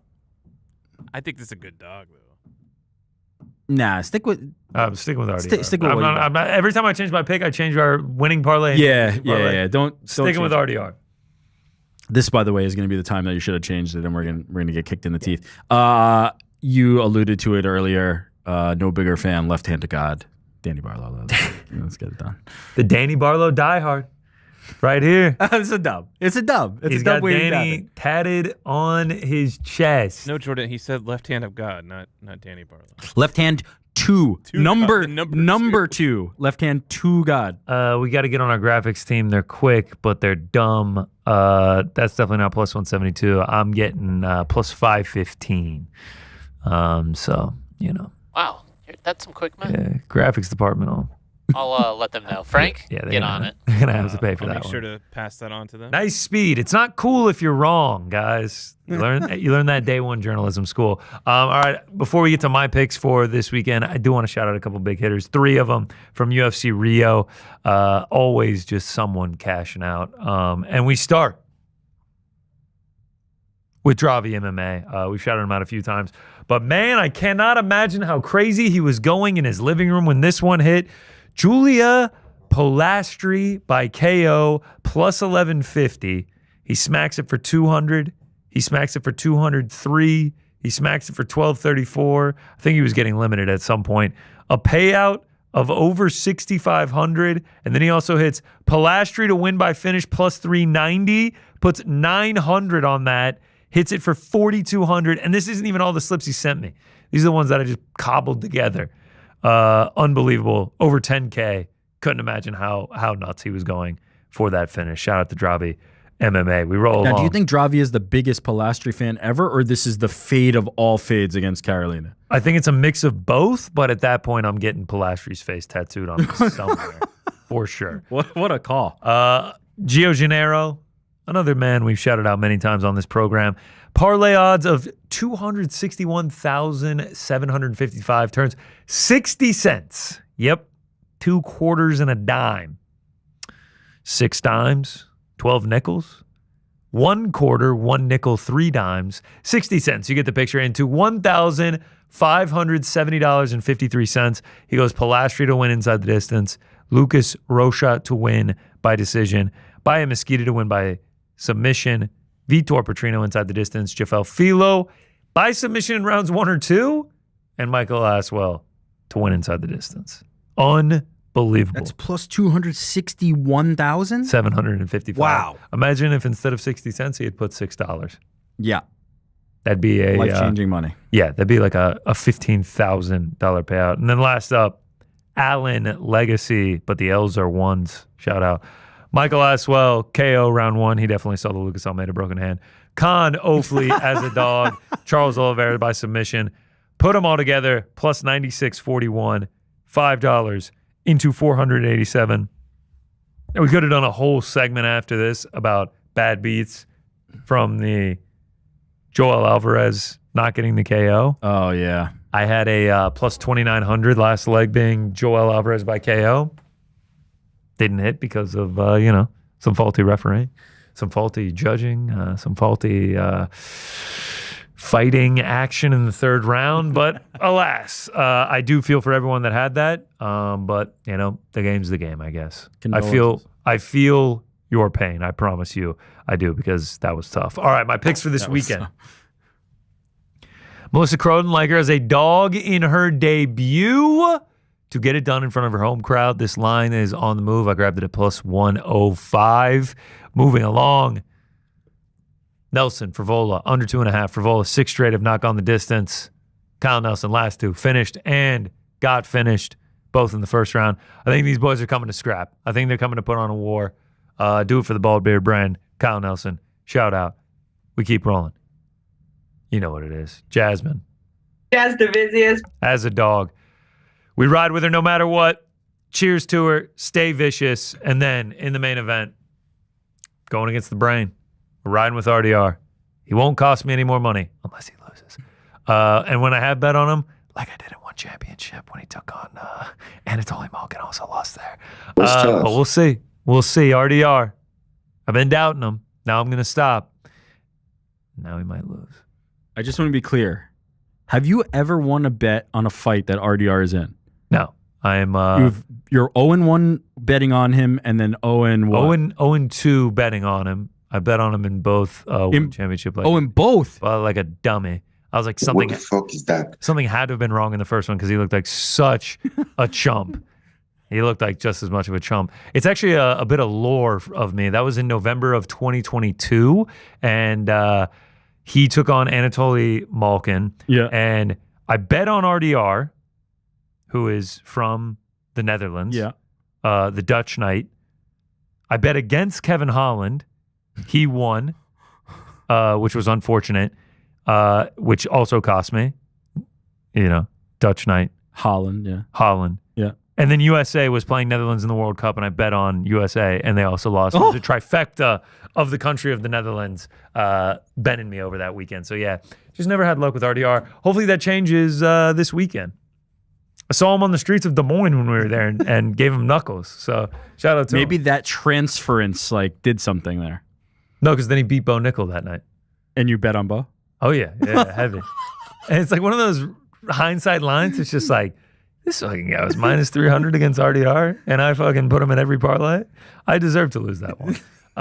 That's the main event. Parlay, Azamat Bakoyev, I think he goes to the wrestling, and then over 1.5 in Jasmine, and the Cheeto fights. I like those a lot. Two very durable fighters on both sides who don't get a ton of finishes. Those are the bets. Those are the picks. UFC, Vancouver. One last week on Rio. Let's start a winning streak in Vancouver. Rolling into UFC 321. We've been one away each time, though. Oh, on Parlay Pals? Yeah. Yeah, we're always one away. We're one away. We're going to lose 15 straight, and then we'll win one, and then we'll lose another 9 straight, and then we'll win one. It's just, we suck. We're terrible. It's hard to hit a 4-leg parlay. We also, we never collectively as a team, put in the work. There's always one person who's like, hey, just give me. Me? Who's that person? Frank already hit the who me.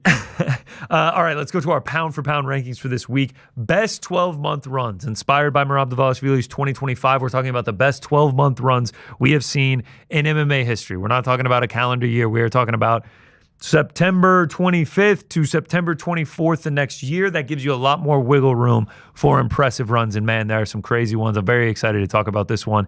The history of the game. I don't think a single one of mine happened. Yeah, not a single one of mine happened in a calendar year. So you get a much different perspective than when you're looking at just the calendar years. Frankie, what's the order, brother? The order is January, February, March. No, the order will start with me, then it'll go to you, and then Rick will finish us off. All right, I think this is going to be good. I think it's going to be great discourse, and I think we're also going to have some good honorable mentions. Love it. Love to hear it. I actually went by calendar year instead of 12 months. Just made it qualifies. Yeah. So mine is Shogun in 2005. Okay. So he starts off, he gets the Pride middleweight, knocks out Rampage, then offers two, a TKO and a KO in the Pride final conflict that year. And then kind of following along that with my number 4 is John. Wait, hold on a second. I just want to say something. So proud of you, Frankie. Pride poll, number 5? I love this. Warms my heart. But this feeds into my number 4, which is John Jones in 2011. Because he gets the light heavyweight from Shogun, right? But then he defends his belt and finishes Rampage. That goes to kind of my almost my bell curve here. Dakota in 2024, 4 fights, 4 finishes, gets the flyweight world championship. Wow. 2024 Dakota Ditchimo over 2011 John Jones and 2005 Shogun Hoa. Just saying, I'm a little bit newer to everything, right?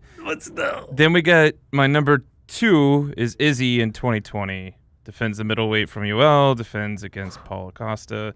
But then Poatan takes number 1 for his 2022. He knocks out Strickland, wins against Bruno Silva, and then takes that belt away from Izzy. Wins against Bruno Silva, then knocks out Strickland, then takes the belt. Okay. All right. You're next. It's not a bad list. If you just flipped it upside down. Is that what your list is? It'd actually be pretty great. But also, you know what? It ain't far away. The effort, No, I like the pride. I like the pride there. I love the pick of 05 Shogun, but putting Lisa Malden, Chelsea Hackett, Jenna Bishop, Tyler Santos run above Rampage, Lyoto Machida, Rashad Evans, Vitor Belfort. It's tough. Okay. It's tough. All right. Over to me. My number 5. A man who was able to get 4 title defenses within a 12-month run, just not in the calendar year, and I'm going all the way back to the early 2000s. I'm going with Tito Ortiz. Woo! December of 2000 to September of 2001. Only took him 9 months. In that span, he headlines UFC 29. Wow. UFC 30. Takes off 31, UFC 32, and UFC 33. You can see the lineup right there. Yuki Kondo, Evan Tanner, Elvis Sinosik. Gets finishes in the first 3, all in the first round. Ends up not getting the finish in the final fight, but 4 title defenses. Unbelievable 9-month span for the Huntington Beach bad boy. Look at this shorts. I know modern fans only know him as a meme, but there was a point where Tito was just like absolute monster. He was like carrying the organization. Of a fighter, yeah. Headline 29, 30, 32, and 33. Yeah. 4 of 5 pay-per-views. Yeah. Absolute insane work by him. Insane. Not even 12 months. It only took 9 months. December of 2000 to September of 2001. Damn. That man must have been on a high of no highs, of all highs. Number 4, similar to Frank, the John Jones 2011, but I'm actually going to take it September of 2011 to September of 2012. He sneaks in on this 12-month run by just 2 days. He also 4 title defenses. Rampage, Lyoto Machida, Rashad Evans, Vitor Belfort. Finishes all but one of them as well in this one. Doing this at 24 and 25 years old. The pictures that came out of this, I believe that's Rampage right there. This one, the sleeping. Like, are you kidding me? Against absolute legends of the game at this point. By the way, like shout out Yahoo Sports. Shout out to Yahoo Sports. Taking over the game. Unreal run from September 2011 to 2012 by John Jones. Number 3. Mm-hmm. Conor McGregor. December of 2015 to November of 2016. The only reason that this is not number 1 is because he has a loss in there. But the just sheer cultural impact that this run had on the sport of MMA and the world as a whole. KO's Aldo in 13 seconds. Featherweight, by the way, wins the featherweight belt in 13 seconds. Goes up to welterweight to take on Nate Diaz in a massive fight. All of these headlining UFC, of course. All of these are headlining. Which was a short notice that he accepted. A gazillion buys on pay-per-view. Short notice accepted, doesn't get it done. Gets his get back in August. Gets it done there by majority decision. Oh, yeah, and then we're going to go to 155. Headline the first ever MSG show. Also become the first ever double champion in UFC history. Like, this is peak right here. Like, this is the peak of all peaks right here. November this is the peak of MMA. Yeah, this, you're at MSG. You've got a double champion. You've got a super duper duper star on your hands. The only reason that is not number 1 is because he had the loss to Nate Diaz. But the impact that run had was something that we have not seen since, and I don't know if we will ever see again. Number 2, your number 5, I believe, Frankie. I'm going to go with Shogun Rua from October 2004 to August of 2005, 6-0, wins the Pride 205 Grand Prix, Rampage, Lil Nog, Overeem and Ricardo Arona in the same night. The pictures that also came out of this one, similar to the John Jones, also, I know that it was 10-minute rounds or whatever it was. First round finish, first round finish, first round finish, first round finish, first round finish. Decision against Lil Nog. The pictures that came out of this from the Pride era, like diving, like look at this. Like this looks like a football picture right here. Absolutely insane. The dive right there, the stomps, insane run. Legendary making run. Yeah, we got the stomps. Like this is just crazy. Grabbing the rope, the soccer kicks. Unreal run. Gets the massive oversized Pride trophy with the Pride belt. Amazing stuff from Shogun Rua. And then that leads me to my number 1, much more recent. Similar to your number 1, Frankie, but I'm not going with his 2022. I'm going with his July 2023 to his July 2024, and that is one Alex Poatan Pereira. Debuts at 205 against former champion Jan Blachowicz. Gets the dub. Goes on to headline Madison Square Garden against former champion Yuri Prochazka.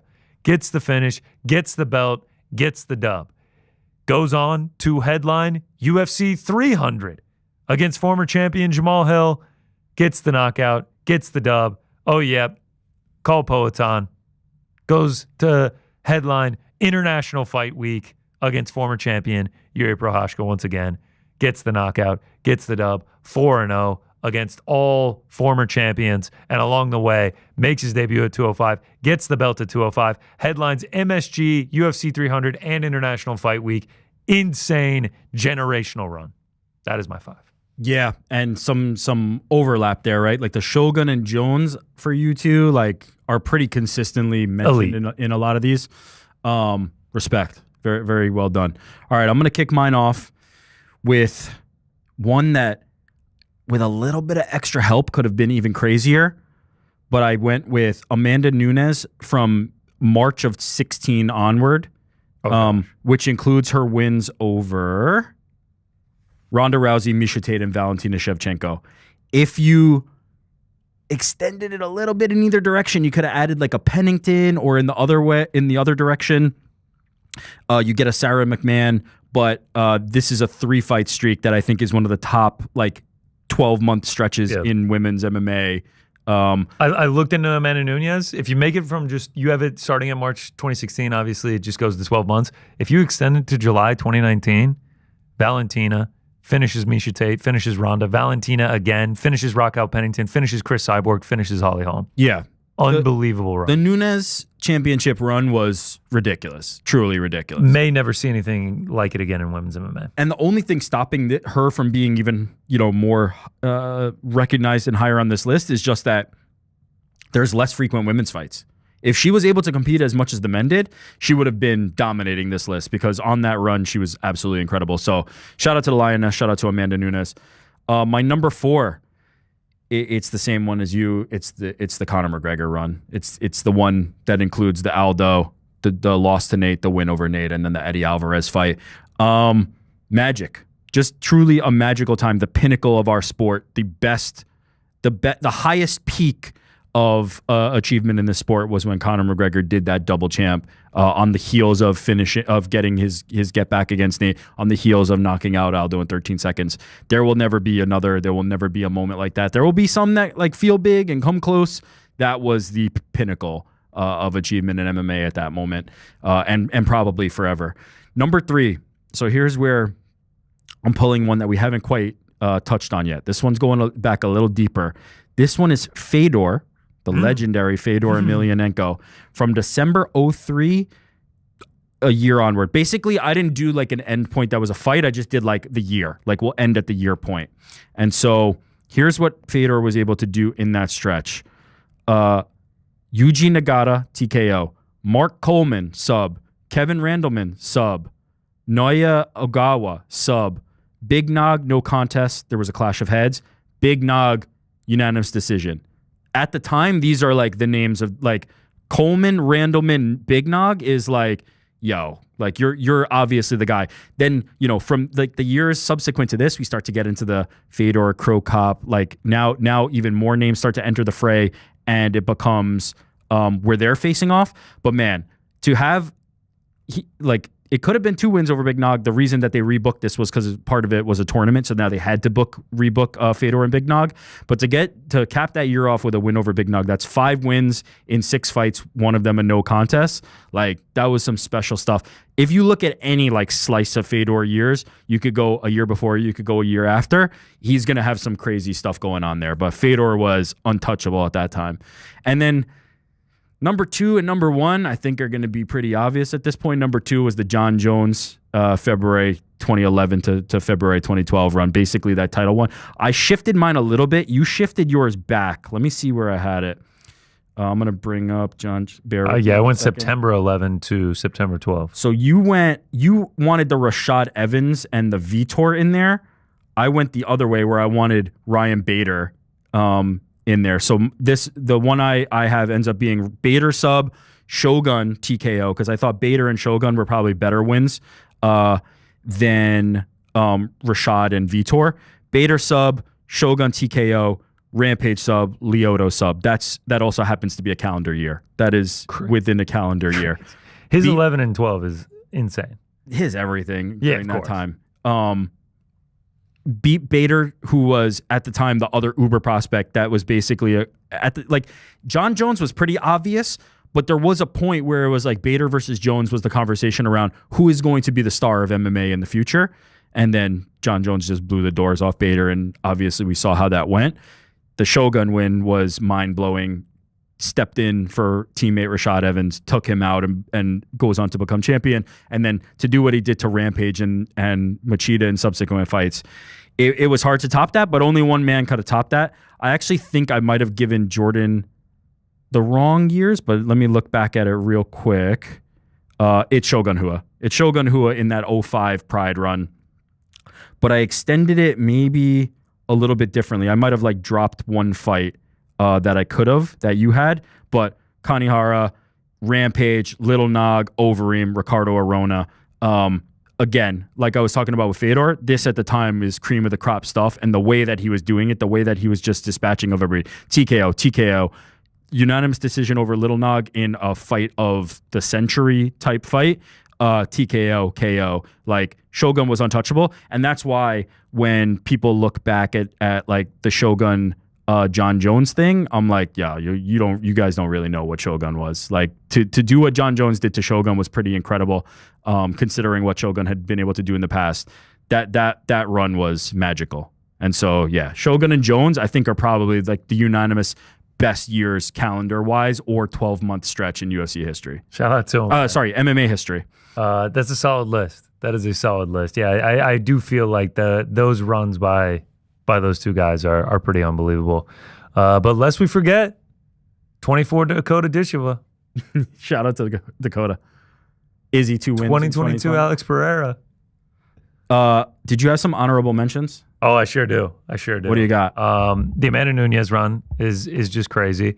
One that could be interesting. Josh Van. Whoa, what? Tell me. Him making his run from September 2024 to June 2025. He's 5-0. He has the chance to win 5 fights in a calendar year if he beats Pantoja and go from unranked to second youngest champion in UFC history and end Pantoja's run if he wins in December. Okay. Where does Merab rank if he does it? If he beats Piotr Jan, where does that 12 months rank? So it's interesting because like several of these guys have 4 title defenses in a 12-month span. Yeah. Where does it go above 11 Jones? I don't think so. I don't think it goes above Shogun either. I'll be honest. I think it's a conversation with 11 Jones. I think it's actually a conversation because I think any of those 4 Merab wins is better than the Bader win. Okay. What about his 4 title defenses? Rampage, Machida, Evans, Belfort. I rate the Bader and Shogun over the Vitor and even with where Rashad. Shogun was at in his career. Yeah, even then. I think everybody loves to shit on John Jones. We have to hold on. Let me go back to where I'll tell you exactly where Shogun was at in his career. Some other ones, the aforementioned earlier in the show, Chris Weidman, July 2013 to July 2014, becomes undefeated, champion by snapping Anderson Silva's record 16-fight win streak. Beats him again, obviously the leg injury, and then beats Lyoto Machida. Not a bad run.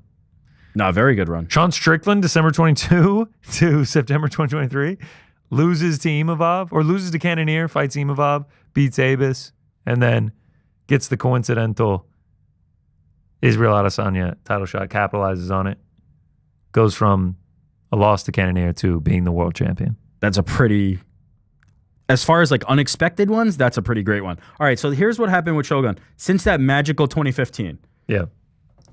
We're gonna bridge the gap between the magical 2005 and the 2011 John Jones fight. We're gonna bridge the gap. I'm gonna tell you what happened in that time. There's a loss to Mark Coleman due to a broken arm, but then TKO over Cyril Diabate, beats Kevin Randleman, beats Nakamura, beats Overeem, lost to Forrest Griffin in a huge shocking upset, comes back, beats Coleman, beats Chuck Liddell, loses a very janky decision to Lyoto Machida, gets revenge against Lyoto Machida, and then loses to John Jones. So outside of breaking his arm a janky decision against Lyoto Machida, and the upset loss to Forrest Griffin. Like, Shogun was still Shogun at this point. So this revision of history where people are like, John beat like washed guys. Rampage was washed. Shogun was washed. Everybody was washed. Rashad was washed by then, even though Rashad was fully in his prime. It's complete nonsense. Glover Teixeira was 10 years away from when he would actually become a champion when John Jones beat him. This idea that all these guys were washed is complete bullshit.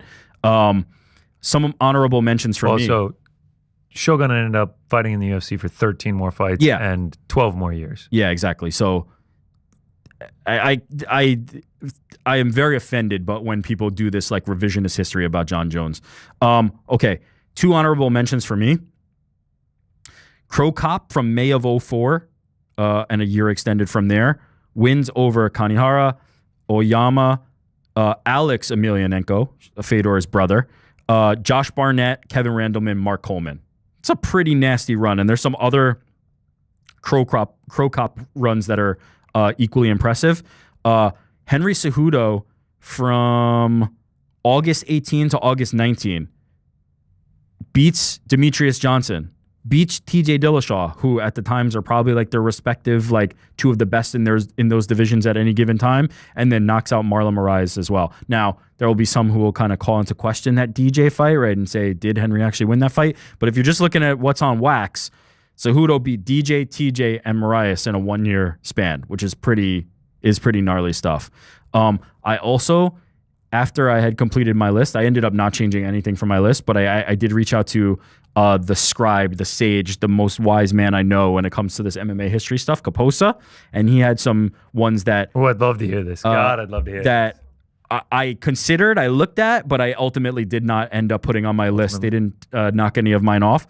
There was a run by Takanori Gomi, who, that name doesn't mean anything to you, but he was widely considered like the best lightweight for a solid period of time. There was a period in there from December 2004 to December 2005 where he had 6 wins, including knockouts over Azaredo, Sakurai, Kawajiri, and Jens Pulver, winning a Grand Prix. Again, at the time, these are the names. Like these are the guys, especially Jens, obviously, and Kawajiri, and even Sakurai. Like, these are the names of the era, and he was like untouchable at that time. Vanderlei Silva from November 2003. Shout out to Kaposa, by the way. He did this off Dome, I think. Oh, I love Vanderlei Silva from November of 2003 to November, like basically October or November of 2003. 5-0, winning the Grand Prix. It includes the most significant one of the Rampage fights, because there were multiple.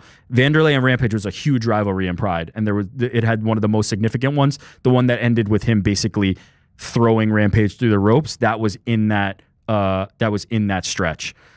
Big Nog went 6-0 from February 2001 to February 2002, wins including Mark Coleman, Heath Herring, Ensign Inoue, claimed the Pride heavyweight title, the inaugural belt, and he kind of had like an insane 2002 as well. Jose Aldo from November 2008 to November 2009, 5-0 with 5 stoppages. This is when Aldo was like really Aldo. I know like Cub Swanson's in there, Mike Brown is in there, maybe Uriah Faber might be in that stretch. There was quite a bit of Jose Aldo dominance in that stretch. Habib from October 18 to October 19, 3 title defenses. McGregor, Poirier, Gaethje. That's not bad. It's not bad. And then Dan Henderson's 2011 got the Strikeforce belt, knocked out Fedor, fought Shogun in another like potentially fight of the century type fight. So Dan Henderson had a good 2011. But shout out to Kaposa for providing some of those. Didn't knock any of mine off the list. Probably there's something on there that could have edged Amanda, but I did want to give her recognition because like the 3 wins that she had in that stretch are very hard to come by for women, considering the activity level that the UFC has for them. And I thought she was incredible at that moment. Shout out to Kaposa, man. That's I love the history. Like I love getting into stuff like this. And who would know better than Kaposa? Don Fry, 1996. Oh shit! Tell me. 11 fights. 10-1, won them all by finish. Won the UFC 8 tournament. Won the UFC 11.5 tournament. Can you name even one of the opponents Like, would you recognize even one of the opponent's names? I think the one loss was to Mark Coleman. Okay, there you go. Neil Magny went 7-0 over a 15-month span. Yo, that's still nuts, though. It's crazy. In the UFC, in 2014, 2015, 15 months, he went 7-0. That is actually crazy. Like Kevin Holland and Neil Magny have some like bananas ones. That would be like someone started in July of 2024, which is not that long ago. Let's say they started on UFC 304, the Tom Aspinall card, the last time Tom Aspinall fight. And then they're fighting next week. Oh my God, this is actually a perfect comparison. And then they're fighting again next weekend, Tom Aspinall, fight to fight, UFC 304 to UFC 321. Tom Aspinall, that'll be 2 fights. Imagine someone going for 7-0 in that time span. That's what Neil Magny was able to do. Yeah, you are fighting twice a month every single sorry, not twice a month. You're fighting every 2 months consistently. Crazy. That's pretty nuts. Every 2 months. We'd be like, no doubt. This guy is 6-0 since the last time Tom Aspinall fight. Now he's fighting again on the same card. Bananas. Absolutely Bananas. insane. Shout out Neil Magny. Dude. Most wins welterweight history. You can see why when he goes on runs like that. He's going to have some stats that are going to be like, when people look at the history book. Neil fucking Magny. No, opposite. We're going to be watching a TikTok or whatever the TikTok equivalent is 10 years from now, where somebody's like, how is nobody talking about how Neil Magny is the greatest fighter of all time? Like, that's what's actually going to be the conversation. Shout out Neil Magny. Sleeper little Steve Erceg, June 2023 to May 2024. Makes the UFC debut. Then goes on 3 straight, David Dvorak, Alessandro Costa, Matt Schnell. Not that crazy of names, but he gets the title shot and comes 1 round short, 1 takedown short of beating Alessandro If Pantoja. he beat Pantoja, I think that's up there. Run. That's like That'd in be the combo. Kevin Holland from May 2020 to April 2021, 7 fights, but went 5-2. Still crazy. Still crazy that he's 7 fights in 12 months, and right now he's looking to go 6 in 2025 is absolutely insane. Nobody puts up numbers like Kevin Holland. Nobody. Rose from April 2017 to April 2018 went Michelle Watterson and Joanna twice. Not bad. That's pretty good. Not bad. I think that's everyone I got, though. This one was fun, man. It was fun to go through the history. It was nice to dig back the history. I ended up in the point where I assumed I would, which is the runs by Shogun, the run by Shogun in 05 and the run by John Jones in 2011 are just like in a pantheon. That is like so hard to touch. And boys walking around back then, it must have been talk about feeling yourself. If Merab wins in December, I'm willing to have a conversation that I think he enters the territory. 4 title defenses against top guys. I'm willing to at least have a conversation about it. I think there's a case to be made about the eclipsing the Jones one. Also, if he wins, that'll be 5 title fight wins for him. 15 wins in a row, man. He'll be 1 short of Anderson Silva at that point. Nuts. Islam Makhachev in a couple weeks. Although I will say the one thing, the Umar fight was competitive in a way that the runs by Shogun and John Jones were not. Mm-hmm. These were curb stompings. Like, they were just wrecking everybody. So I do think that matters. But man, like, if I'm assigning a value, like let's say this was done by like assign a points value. Okay. A close fight over Umar where you pull away at the end, to me, means more than starching Ryan Bader. I just rate Umar higher as a top tier championship level contender. And so it gets into the nitty gritty of that. I think there's arguments that could be made, but it will also depend. How do you beat Petr Yan? If you blank him the way you did the first fight, yeah, like that's going to be a pretty damn impressive achievement. If you even finish him, now we're talking like different sauce. But I'm ready to have the conversation. Petr Yan either. I mean, crazy. It'd be crazy, absolutely nuts. Yeah, man. It's not going to be the biggest selling pay-per-view of all time, that's for sure. But like, I cannot wait. I can't wait for these last 3, dude. The Hamza DDP was my Super Bowl.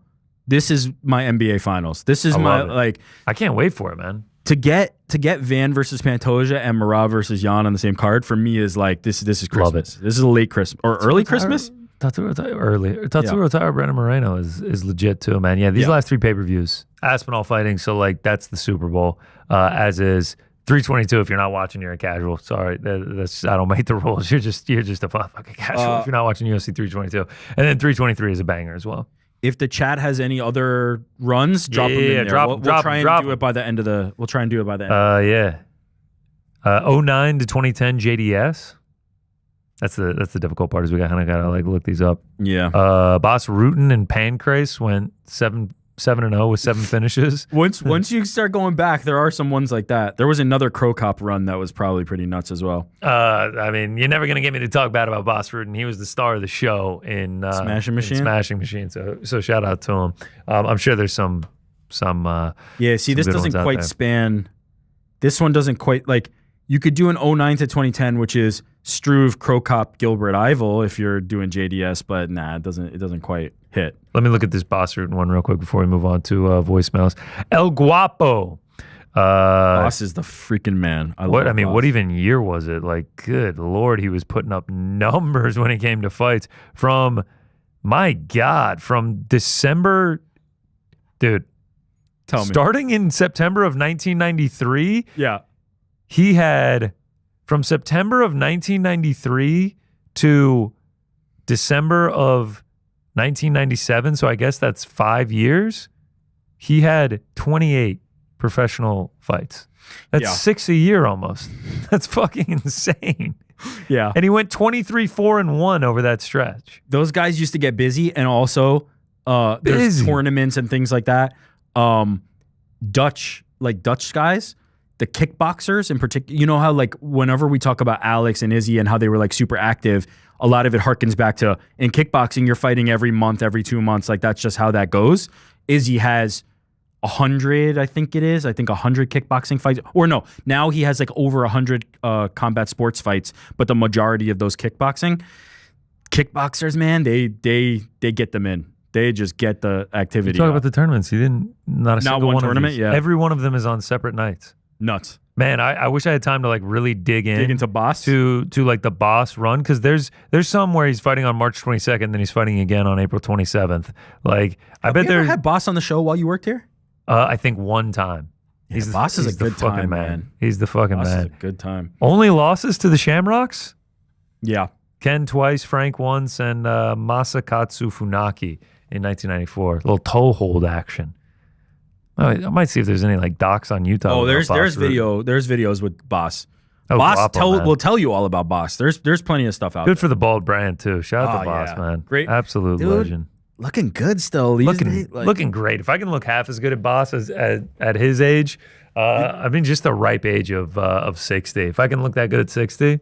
You know what's a tell me you look good without telling me you look good? When you play yourself in a movie of yourself from 3 decades ago. Yeah. Shout out to Boss Rutan, man. Frankie, we got any voicemails? Anyone leave one? Oh, we should. Ahoy, ahoy. Boys in the back. It's your guy, Matt from Nashville. Hey, what up, Matt? It's 4:27 driving into work this morning. What time does work start, bro? Woke up with Return of the Mac stuck in my head so hard. And because it's Thursday, because I'm stoked about the Boys in the Back being on today, you guys should just, maybe replace your theme song sometimes from the Boys to maybe something like Boys in the Back to the tune of Return of the Mac. The I think it would Boys go in the Back. a little something like this. The Boys in the Mac. The Boys in the Back. The Boys in the Back. I actually like this. And the boys are in the back. Mind you, this is Hope that wins the 4:27 a.m. Grammy. Anyways, love you guys. Stoked on today's On episode. the way to work. Peace. My guy. Shout out. I love that idea. Matt from Nashville bringing the energy. Shout out. That's a great call and a great idea. The pipes aren't bad, Matt. Not bad. Frankie, yeah. If we could get like an HD recording from Matt of him doing that, we could mix that up. Hey, boys. This is Diego. I'm a student at the Walter Cronkite School of Journalism and Mass Communication. And as someone who really wants to get into combat sports journalism, I love listening to you guys every week, heading into classes every morning. So it's been great. My question for you is, of course, The Smashing Machine, great film on the life of Mark Kerr. What fighter from this era do you think could be a real contender for having a big film down the line? I think Pereira, which we might say is recency bias, is a great pick. And, of course, Francis Ngannou, how could you not say him? So Let me know what you think. Appreciate the call. Shout out to the Walter Cronkite School. Shout out to Arizona State. Forkum? Is that it? Forks up? Forks up. Something like that. Shout out me and my discombobulated finger. It's as straight as it goes. What happened? I almost cut it off. Speaking of Shogun, who was 2005. In my 2005, I cut this down to the bone, cut every nerve and tendon, couldn't feel a thing. The first I've heard of this. Seriously? Yeah.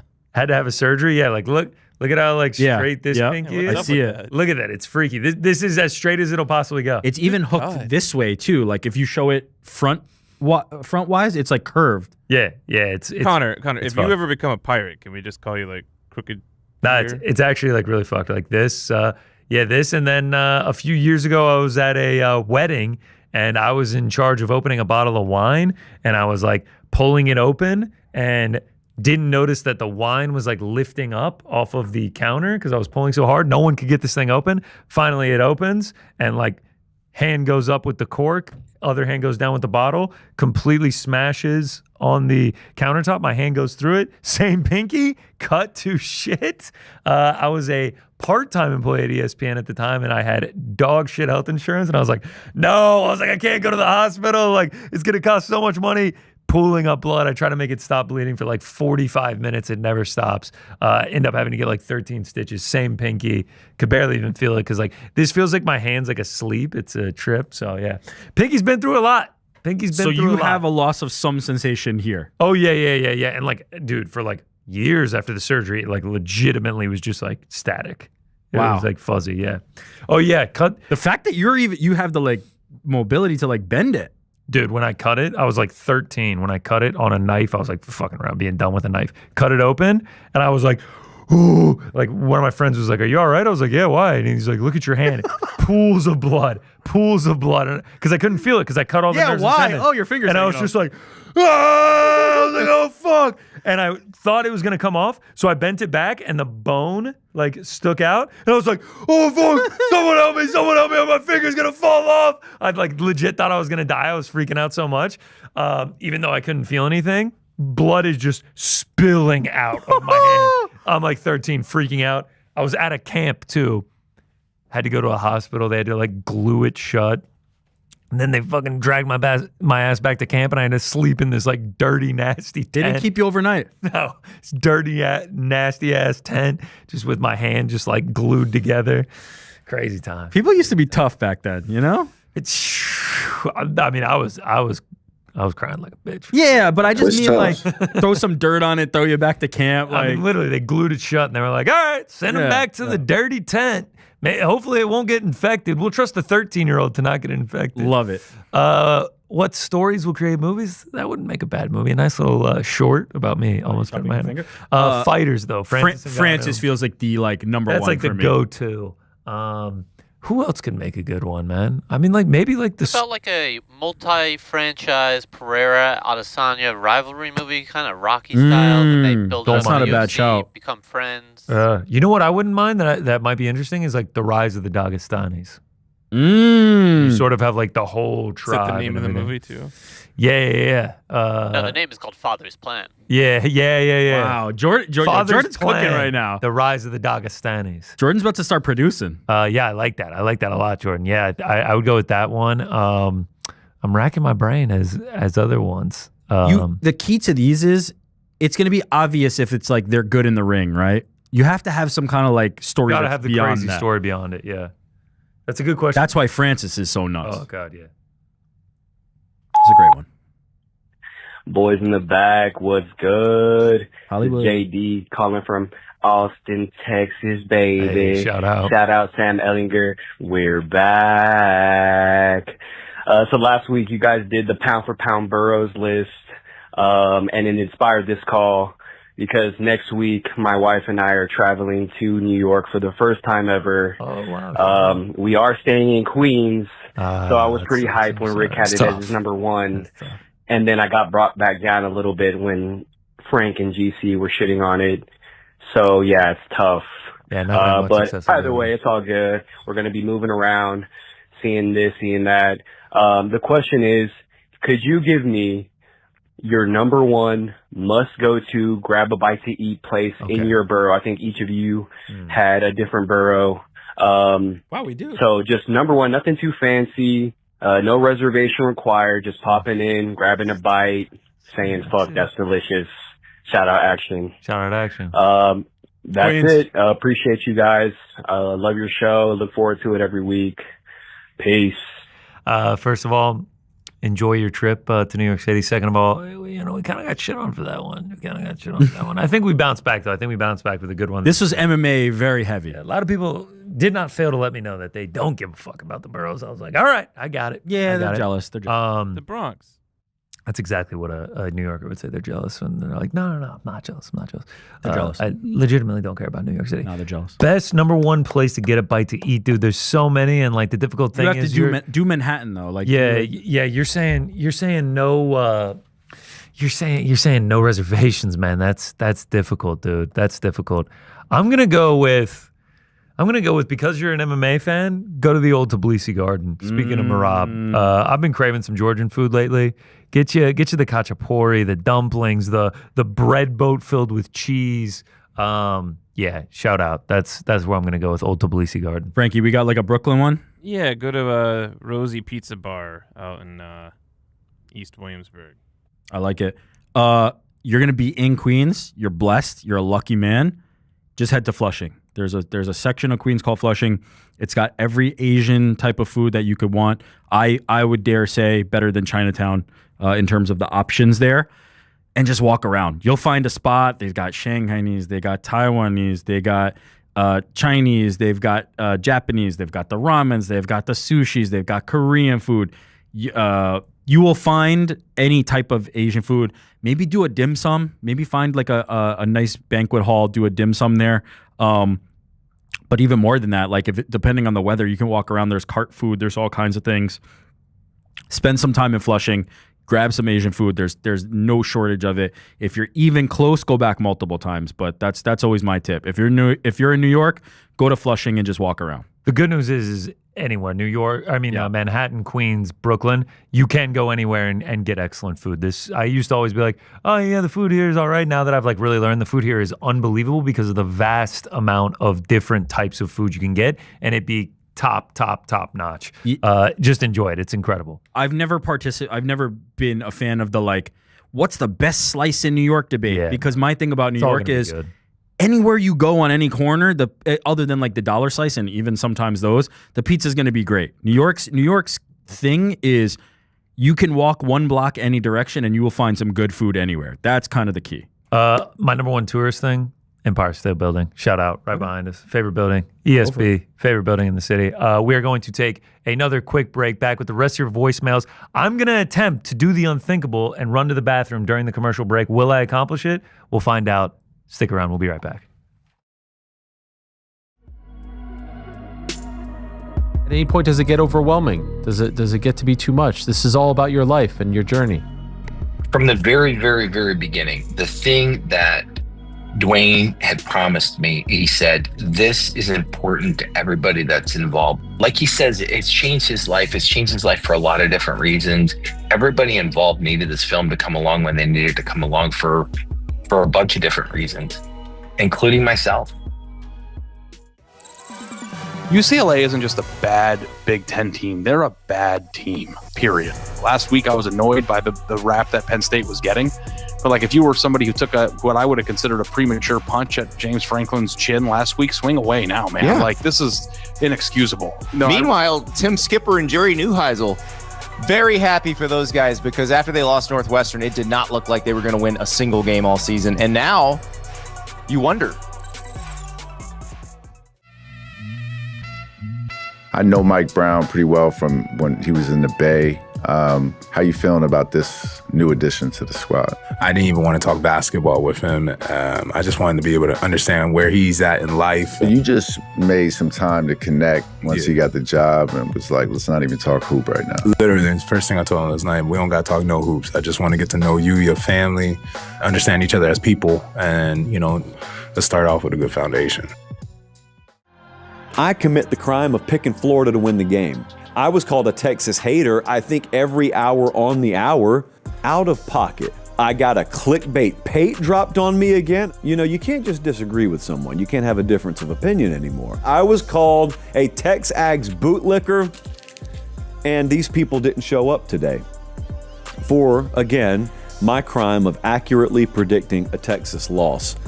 How did no one else see this? Welcome back. I made it back. He made it back. He did. Even though we started on my single, there he is. Look, he's in the chair. Possible. It is possible. All right, just a quick. I don't know if Frank had the mics up if they can hear you screaming as you're in You hear the door open. Oh, you should have seen everyone in the office. I am hauling ass through it because I can get in my ear like how much time we have left. Whew. Wow. Wash the hands and everything. In 3, 2. Whew. We made it. We made it. Casual. Good job, Connor. Yo, boys in the back. What's good, bro? It's Jimmer. Jimmer. So next week, my little brother right underneath me, is getting married. And he's made me the best man in the wedding. So congrats to your brother. Sick. I have the honors of giving a speech in front of 100 people. And let's just say, besides doing these voicemails, Jimmer isn't necessarily the best public speaker. So I was just wondering if you guys had any advice, if you've ever done anything like this, you know, just any general advice you could give to me about speaking in front of a large group of people. But anyways, I have a question this week. Frankie, Mario or Zelda?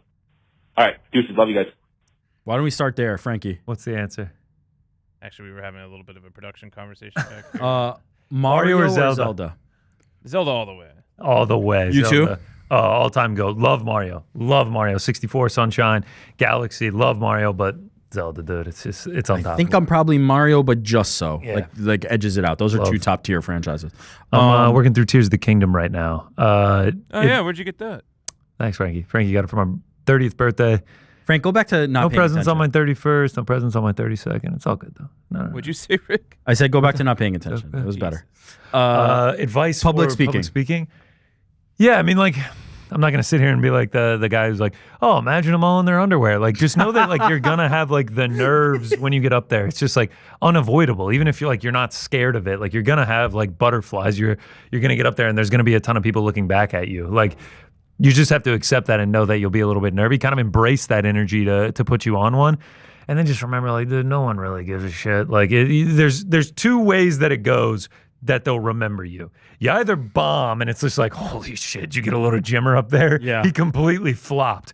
Avoid that and like you'll be fine. Because then if you just give a normal regular speech, people will be like, oh yeah, like that was a nice speech, whatever. Or you could like absolutely kill it. That takes like some special writing and some special delivery where people are like, oh, that was so incredible. But like if you get that in between, everyone's just going to be like, oh yeah, those were nice words, man. Yeah, and I feel like that's almost like the landing spot you want, right? It's like, think about Jimmer, take a moment and put yourself in the shoes of somebody watching one, or even the people that are going to speak before you. You're not even paying attention. You don't give a shit. You're looking at your lamb. You're eating appetizers. A few drinks. You're thinking about the dance floor. Nobody's like looking that hard at you. Now, obviously, best man is a little bit elevated, right? Like best man is a more important speech. It's your brother too. My tip is, and this is specific to these types of speeches, the type that I hate is too much inside jokes. When you do that and like nobody knows what the fuck you're talking about and like can't tune in and can't follow along, those are the worst types of speeches. Keep it for a general audience. Like keep it for like at least everybody who's there for the party is going to be able to understand and enjoy and tell some stories and things like that. Anytime it's like inside joke, I'm just tuning out anyway. So you could do that if you don't want people to pay attention. But my tip is like just keep it broad. Say some nice things. You love your brother. Nobody's going to be watching that closely, and you'll be fine. If I'm writing this, Jim, here's how I'm going to do it. You got to keep it brief. 3 minutes maximum. Yeah. Maybe even like a 90 seconds to 2 minutes. You start out with the hi, hello. Then you immediately hit them with a joke. You keep it real lighthearted off a rip. Oh, this guy Jim's got jokes. Maybe 2 jokes if you can fit it in. And then you transition to the sentimental, like, me and my brother growing up, like we had this special bond about blah, blah, blah, and it's just so great, and I couldn't be happier. And then we met Catherine, and she's the greatest thing to ever happen to him, and blah, blah. You get all sentimental. And then if you really want to knock him dead, you tie it back in at the end with one more joke, leave them laughing, and then you get on your merry way, 2 minutes tops, and everyone's like, that guy fucking gets it. We love Jimmer. We love Jimmer. You're going to kill it either way. It's going to be great, Jimmer. Just don't bomb, man. Just please don't bomb. Record it and send it to us. That'd be great. Not like that Fugazi proposal bullshit. Mail sound is very zesty. But boys in the back. The voicemail sounds Long-time zesty? listener, first-time caller, Joe Lewis, Los Angeles, L.A. Question for you. Joe.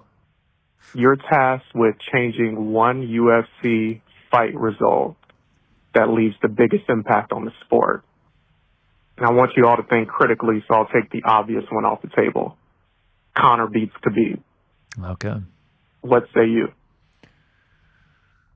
Oh, what say me? Also, I don't appreciate the slander about the zest, If anybody sounds zesty here, Joe Lewis, it ain't us. I mean, look in the mirror couldn't hurt. One outcome. I'll give you one. Alex Pereira doesn't knock out Israel Adesanya in the 5th round in 2022. So he loses the fight for the belt. He doesn't get the belt. Izzy wins. There's no rematch. There's no bow and arrows. Who knows what happens with Pereira moving up to 205? Does he immediately get worked into a title shot at that point? You just don't know. That's a pretty good one. It's hard to go higher than there's nothing that's higher than Conor and Khabib. Dustin gets a belt in one of his tries. Okay. What about Conor McGregor beats Dustin Poirier in the rematch? Yeah, he never breaks his leg. Where's he at? No, not the third one. Oh, okay, you're saying the second one. So then there's never a third one, so he doesn't break his leg. No. And he's back. Like the Mac is back. Yeah, oh yeah. That's not a bad one. I mean, the biggest ones are all going to revolve around Conor if we're being completely honest with ourselves. The Izzy Alex one is a great one. John Jones never fails a drug test. Francis and I guess that counts, but I think we're just DC win. Then he has like the record for all these like lengths of title runs. Francis Ngannou loses to Cyril Gane in his gamble. Right before free agency, loses to Cyril Gane. Is Francis Ngannou still with the UFC right now? Like, there's a few that could be. I mean, nothing is going to top Conor Khabib. Like, that is the inflection point of all inflection points in MMA history. Okay. Conor McGregor beats Floyd Mayweather in a boxing match. Oh, that's not a bad one. Because I was thinking, what if Francis beat, if he got the nod against Tyson Fury? But yeah, what if Conor beat Floyd? If Conor beat Floyd Mayweather in a freaking boxing match? That's not a bad one. The chat's got to have a couple. They're always going to be Conor. They're always going to be Conor. Never mind. The chat's not saying much. Next. What's good, boys? It's your boy Bodkins. What's up, legend? Quick question, and maybe only GC can really answer this question, but we'll ask the whole group as a whole. What is the worst heartbreak that you could absolutely go through? A, your sports team, loses a crushing defeat, like a close loss or something like that in a championship game. Felt that. The girl that you really, really like says she just wants to be friends, or you guys are a girlfriend that breaks up with you. Or finally, you mark out for a UFC fighter and his knockout, and he watches the video and says, it's fake. I have also What's felt the worst that. heartbreak? Don't worry, GC. In the great words of REM, everybody hurts. Y'all have the best blessed weekend. Bodkins out. Catch y'all later. Fuck, that was a great call by Bodkins. that was good. Alley-ooped it straight to me, and it's option 3. Okay, but what about the first two? Which I don't feel like the sports is that gut-wrenching now. Okay. The worst, most gut-wrenching, cannot recreate the feeling ever is Falcons 28-3 Super Bowl. Oh, that was like a... Yeah. I swear I've never had a feeling like it since or before it. It was like I legit, people talk about I couldn't sleep after that loss. I legit could not sleep after that loss. I was at a bar, all you could drink bar. It was $50 to get in downtown Atlanta. And bro, when they scored in that overtime, Falcons fans just started fighting Falcons fans. Pure chaos erupted. One of my friends just picked me up and walked me out of the bar and was like, let's just get an Uber. Let's get out of here. It was pure chaos. And then just the whole next day, it was just I cannot believe this. I was in my last semester of college, and I had to get up and drive to Athens the next morning for an 8 a.m. And so I just didn't sleep at all. My mom comes in. She's like, hey, you got to start heading back to Athens. I'm just laying there with my eyes open. I'm just Yeah, I guess I do, huh? Why? Like, get on sports radio and listen the entire way, and they're just having people call in. They're like giving like warnings. They're like, don't take this out on your wife, don't take this out on your kids or your boss or your coworkers. Like, call in and vent to us. Like, don't let this like affect your personal life or anything like that. Like, it was serious. Like, it was like.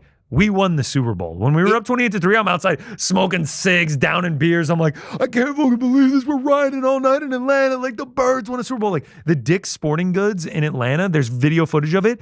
They put out all the Super Bowl merch, and then they had to pack it away. Like it's been like 10 years, so like I'm those like percentage like. It's 99%. Oh, yeah. Like, there's never been a more 99.9 to 100. And you had to like slowly watch it happen, and you could feel it when they got the 2-point conversion, and then like when we're in field goal range, and then we get pushed back out of it, and you're just like slowly feeling it happening. You're just like, oh my God, this cannot be happening right now. Like, and this was like Ariel always talks about how like he's such a tortured fan. This was when like Atlanta was the tortured fan base. Like we had the pop fly rule in the Braves.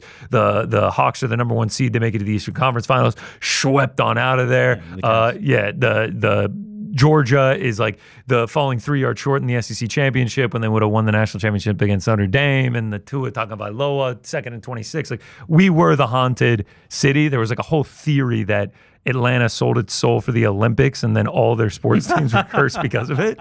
We got the Braves in 95, and then we get the Olympics in 96. That's amazing. So like the curse is just like it weighs so heavily. So like as bad of heartbreak can get is that when it comes. Is that worse than like a breakup? Nah, because you get over it like pretty quickly. Like breakups stick with you for a little bit. Like like after like 2 or 3 weeks, there would be some times in like the month following, me and my boys would be sitting there, and like someone would just be like, Falcons really fucking blew it, and everyone would be like, they really blew that shit. I can't believe it. There's almost like a bonding around that now, though. It's like trauma bonding. Yeah. I would go breakup work. Now Yuri, a fighter denying you 1, breakup 2. And then Falcons 3. I got friend zoned pretty bad in high school. Yeah, let's just be friends is rough. rough. Took a girl to prom and got a let's just be friends on prom. And I was like, that's tough. That's tough. That's tough. We ended up going to the same college, and this or that happened. But it's tough. Prom night, I was like, it's tough. So I guess you had the last laugh. Who the fuck is we? Technically, but yeah, the prom. This in front of my friends too, because the girl at a party, and it's just like, Connor, what you doing? Just like, I got friend zone, man. James Tuhuna? Stupid ass tuxedo. That was great. What's up, boys in the back? It's Trey from South Dakota. What's up, Trey? That's deep. I'm in a good mood today, so I'm not going to cause too much of a scene. Okay, thank you. Thanks, Trey. That story of Frank from, I think it was like 2 episodes ago now. I'm not going to repeat any of it, but you can repeat. Frank, you opened up your heart to us, and it opened up my heart to you. Never feel judged for that. Just listen to the Raven interview. I'm not a wrestling fan. I honestly struggle to fully listen to a lot of the wrestling interviews. Okay. But when he started talking about fucking Rug, when he was talking about Anatoly Malkin, and then brought up like the past weekend's PFL event, dude, one of us, man. It was dope. I'm gonna go back and watch some of his wrestling matches now, dude. That's it for this week. Love you guys. Appreciate you, Trey. Thanks for the content. Love you, man. Love South Dakota. I forget if I said it on air or just like privately, but like Raven was cool as shit as a wrestler. So you'll probably have a good time watching his matches. He was so smooth. He would always like roll in and out of the ring. It was incredible. Like he was really like gangster. It's just like I know we talked about it last week, but just like the cult that is MMA fandom, that like you just by being a diehard fan, like you immediately become just like one of us. Yeah, one of us. And it's just like, I got to go watch this guy's matches. I love this guy. Yeah. Like the pop for when someone actually knows MMA, when you start talking about it with them, is a feeling like no Okay. other. It's knows MMA at a certain level, though. There's a threshold. No, of course. Because like you start talking MMA and then you're like, if you're like Alex Pereira, I saw Alex Pereira's knockout. It's just like, oh, nice. Like, yeah, you watch.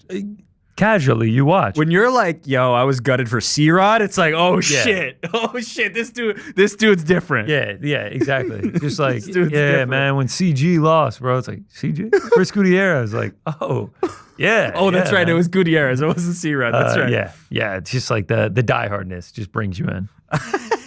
Shout out Raven, the man. What's up, boys? Danny Breezy here from Charlotte. Oh, what's up, Breezy? Had an idea. Don't know if it's been asked before. Hopefully not.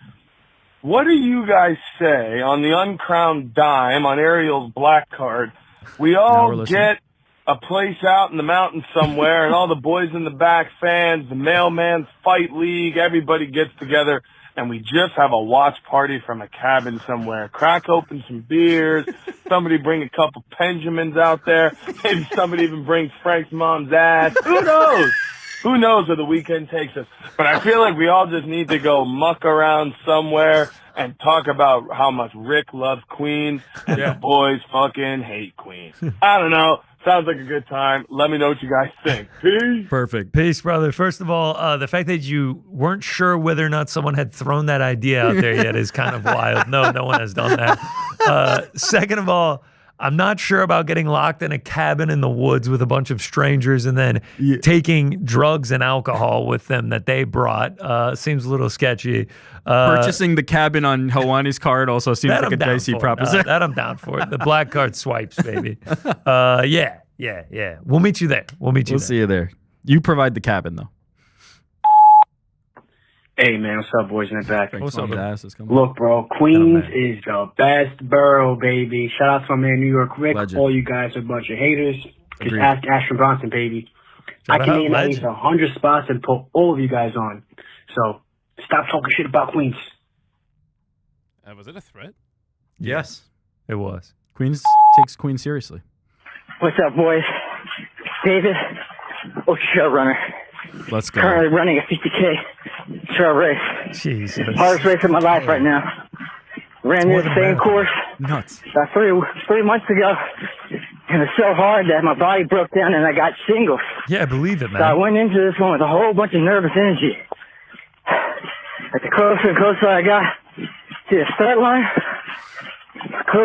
the more my confidence rose. And I just said, fuck it, I'm going to put my foot all the way up this race's ass. I got shit to do. My bad for the cursing. Massive amount of adrenaline running through my body right now. 30 miles. But what's the time that you're nervous to do something? But you said, screw it, man. Let's do it anyway. All right, boys. Climbing up a mountain right now. Legit. This guy's a nut. Let's go, baby. First of all, that guy actually is a nut. Second of all, incredible that he gets service out there on the trail. Yeah. Third of all, I mean, there's a million times I've been nervous and just did it anyway. And like almost every time you end up doing it, you don't regret it afterward. And you realize like you were nervous over not nothing, but you could have been less nervous and it would have probably been better. Yeah. I don't know. What's the most nervous you've ever been? Nothing's coming to mind for me. Nervous I've ever been? I don't know.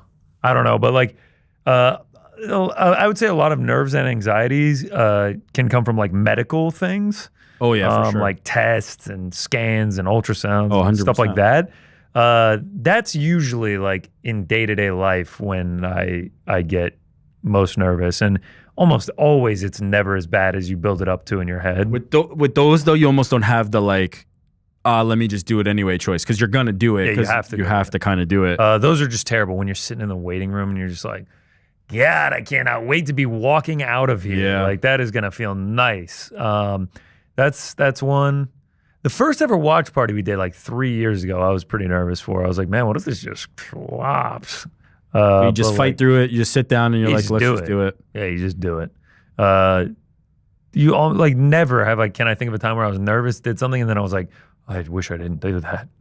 Yeah, I'm nervous sometimes. Like, I don't really get nervous these days, but there's been times in the past where I've been nervous to like send the right email or the right text and just make sure like, even did I nail this? Yeah, even then it's just like a bit of like anxiety, and you're just like. But you can kind of, just like at a certain point, you spend so much time building up the nerves and the anticipation that you've wasted time now. Yeah, you got to just sure. move on. You got to just keep it going. Yeah. I try not to really let those things fester. I don't really build up anxiety like that.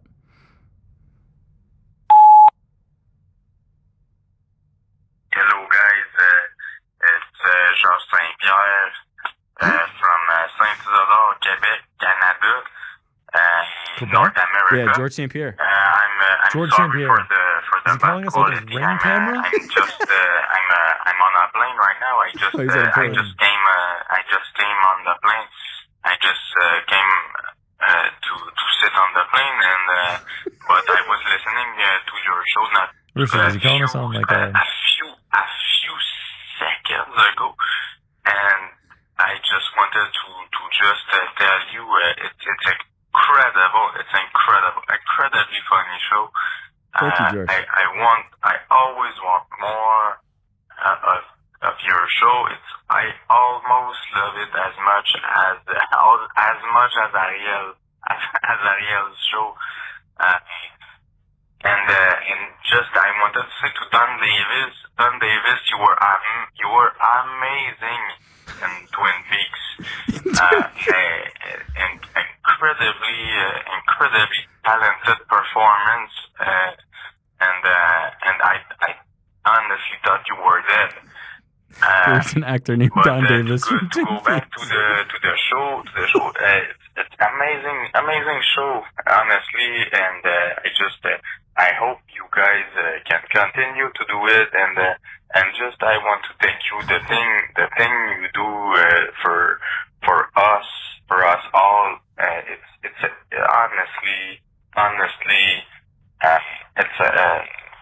it's amazing. It's amazing. Thanks, George. So big love to you all guys, and of course, certainly big love to Frank's mom's ass too, because honestly, don't feel bad, Frank. We all kissed it. Shout out, George. Thank you Hopefully for that. the plane didn't go down there. Yeah, it's kind of abrupt. Thanks for the call, George. That was great. We appreciate you listening, man. Thank you. Shout out to Don Davis, the actor Don Davis. That's the actor Don Davis. Yo, what's up, boys in the back? What's up? RDR fight week, so we're from the Netherlands, had to check in. Let's go. Shout out. Funnily enough, I'm actually originally from Vancouver, so this is your quite call. a funny fight week for me now. This is made for you. Despite living here in the Netherlands, but I didn't actually have a question this week. I just wanted to kind of express my appreciation for how much of a really lovely community you guys have managed to build, particularly with the Boys in the Back show. Oh man, I appreciate that. I just love hearing like fans from other parts of the world tuning in and just knowing that there's a lot of other passionate fans in all corners of the world. It warms my heart, and this show is an absolutely integral part of my commute. So I appreciate you guys all so much, GC, Rick, Frank, and Andy and Jordan in the back. I believe I got everyone. So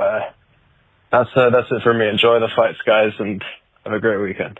Cheers. Thank you, brother. Brother, you have a great weekend as well, man. Appreciate the calls. Back-to-back love. Appreciate that, man. Can't thank y'all enough for listening. We wouldn't be able to do it if you guys didn't listen. Shout out to Andy. Shout out to Derek, who's manning the ship shout today. out to Big D.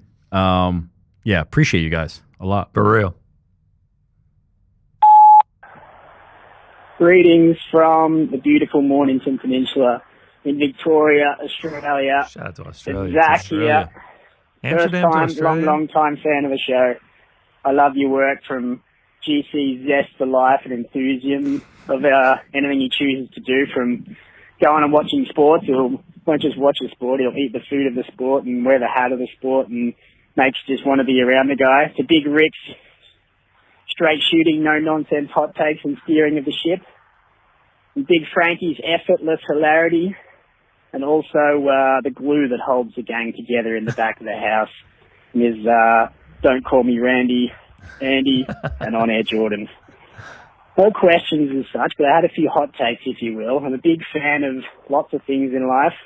My girls, running, shout out to the Strava group. Shout Just out. ran a big 2:48 marathon PB on the weekend. It's international, yeah? But Okay. I wish I Skipped loved last week. I gotta get back anything, on or this. anything loved me the way Rick loves the borough of Queens, Yes. New York. I've never heard the man so worked up about anything in his life. Me neither. Also, my hot takes for the day, the Boys in the Back as the #1 MMA podcast or show in the biz because of the lack of guests. I'll admit that sometimes I even fast forward the guests on Ariel's show because I just want to hear the boys shoot the shit. So keep up the good work. I'll see you in Queens one day when I run the New York Marathon, and I'll go and visit the 2 airports and backyards and whatever else Rick said was good in Queens. Peace. Shout out. We'll see you when we visit Victoria, Australia. But do tune in for those interviews. I mean, we don't get the moments like Raven. Yeah, I was going to say, we'll take any of the accolades you'll give us, whether they're true or not, and we appreciate the love no matter what. Yeah. What's up, boys in the back? It's Chris from Wrexham, North Wales. I sent to Wrexham, damn. I sent Eric the Maisie's Marvellous Mistakes book. Yes. Again, big thank you for that shout out. So, question from me. What is the protocol with like shoes in the octagon? Like all the officials, people that come in, they've always got the shoes on. Like, do they have different shoes for going outside and then coming back into the? I mean, how does it work? Because you go to any jiu-jitsu gym, anywhere, it's bare feet, clean feet. These people are always walking in with their shoes on. Say there's a title fight before the main event, and everyone's walking in with their shoes on. Does the mat get washed down and wiped? Because there's all that bacteria coming in from the shoes. Just I would think. Thanks again for all your stuff, mate. Love it all. Take care. Bye. Shout out to Wrexham, first of all. Shout out to Chris. Amsterdam to Australia to Wales. Not bad, man. It doesn't get much cooler than that. Secondly, do they wipe it down? No. As far as they I do. know. They bring in sweepers and stuff in between each fight. Yeah. I don't know if it's every fight, but they have them in the ring, in the cage. And if there's blood and stuff, they mop it up. So, but he makes a good point. Like on the mats for jiu-jitsu, you can't you have to be barefoot. The fighters are all barefoot, and the refs and cornermen and stuff are just walking in with shoes on. Oh yeah, it is a bit bizarre. I guess that's a good point. At first, I was wondering I thought he was asking because obviously the fighters don't wear it because of you would kill someone if you head kicked them with a we don't want shoe on. I guess that's a good point. The mat is supposed to be clean, pristine. Oh, yeah. Now, the only notable example I can think of, Cedric Doumbé brought the splinter into the ring without the shoes. And so ultimately, who knows? But they do have a cleaning process, especially if there's been a bloody fight, they kind of wipe it down. That's a good point. I'm going to keep an eye out for that this weekend. Yeah, I wonder about the shoes, though. That was all of the voicemails. We got any, thank you to everyone who called in. Thank you, everybody. We sincerely appreciate all the love and all the questions. Enjoy that very much. We got any super chats, Frankie? Super chats. Yes, we do. Sick. The first one is, what's up with ESPN's lack of UFC coverage? Are they toning down UFC and doing more WWE? I think this is also affecting PFL's promotion on ESPN. It's no longer on ESPN, so you will no longer see it on ESPN. It's not a big enough of a sport for them to cover it on the daily. So, I mean, how much did you really see of it outside the actual fights when it was on ESPN? You get the DC on First Take and the occasional talking about the monster fights, but you're not going to see them breaking down UFC Vancouver. That just isn't going to happen. Yeah, I mean, they have a duty to cover all sports, but there's a limit to that, right? We worked at ESPN. We know this. The A block is always going to be Cowboys, Lakers, NFL. Yankees, Knicks, whatever those big hot teams are, the most popular teams. LeBron, they're always going to cover the same kind of things over and over. And for MMA to break through, even when it was on ESPN, it had to be a major story. You had to be Alex versus Izzy type shit. For it to break through now, when they're coming to the end of the deal, and then in 2026, when they're no longer even on ESPN, I think the coverage of MMA from ESPN is going to be very, very minimal, if anything. As someone like you said that we've been behind the scenes, it is an NFL and college football, an NBA network. Those are the big three by far when it comes to that place. Then you get some baseball. Then now that they have hockey, you get a touch of hockey on there, but the thing that's carrying them is the NFL. That is what they're going to cover no matter what. And then college football as well, and then the NBA because they have so much NBA coverage, and then it's the other ones slotted behind in major stories in other sports. I mean, and you can see where their loyalties lie with how much WWE coverage there is now when it was non-existent before this. That's right. Yeah. Now that they're in partnership, there's a lot more. Shout out, boys in the back, from the drummer of GC's favorite band, James Melt. Turner. Let's go. Thanks for the food recommendations when we were on our tour. Big sweep this weekend. I will be there. Would love a review or thoughts of Melt from Frank. I'll do you one better. I'll go check out Melt at the Sultan Room on November 1st. Oh, shit. Here? I'll be there, yeah. Wait, Brooklyn. is Melt an actual band, and is that the actual drummer? Yes. That's the actual drummer of a band. Yeah, no bullshit. That you like. That I was put onto by James. James put me onto it. And Frank is going to see. Frank's going to go back-to-back concerts? Yeah, day after Tame Impala, the Sultan Room. Wow. Hey, down. That kind of is blowing my mind that this guy is like just a drummer for this band and is putting you guys onto it. Shout out Melt. Go follow Melt. Go follow James Turner on IG. He's the man. He's the absolute man. Damn, let's go. Yeah, he's been supporting since the early days. Appreciate you. Diehard MMA fan as well. Let's go Melt. Shout out to Melt, brother.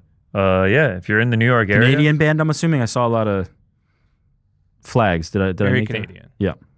Very Canadian. Shout out to James Turner. Bougie Alpaca. No boxing shout-outs for Joe Lewis's Bum of the Week run? Yeah, this was MMA only.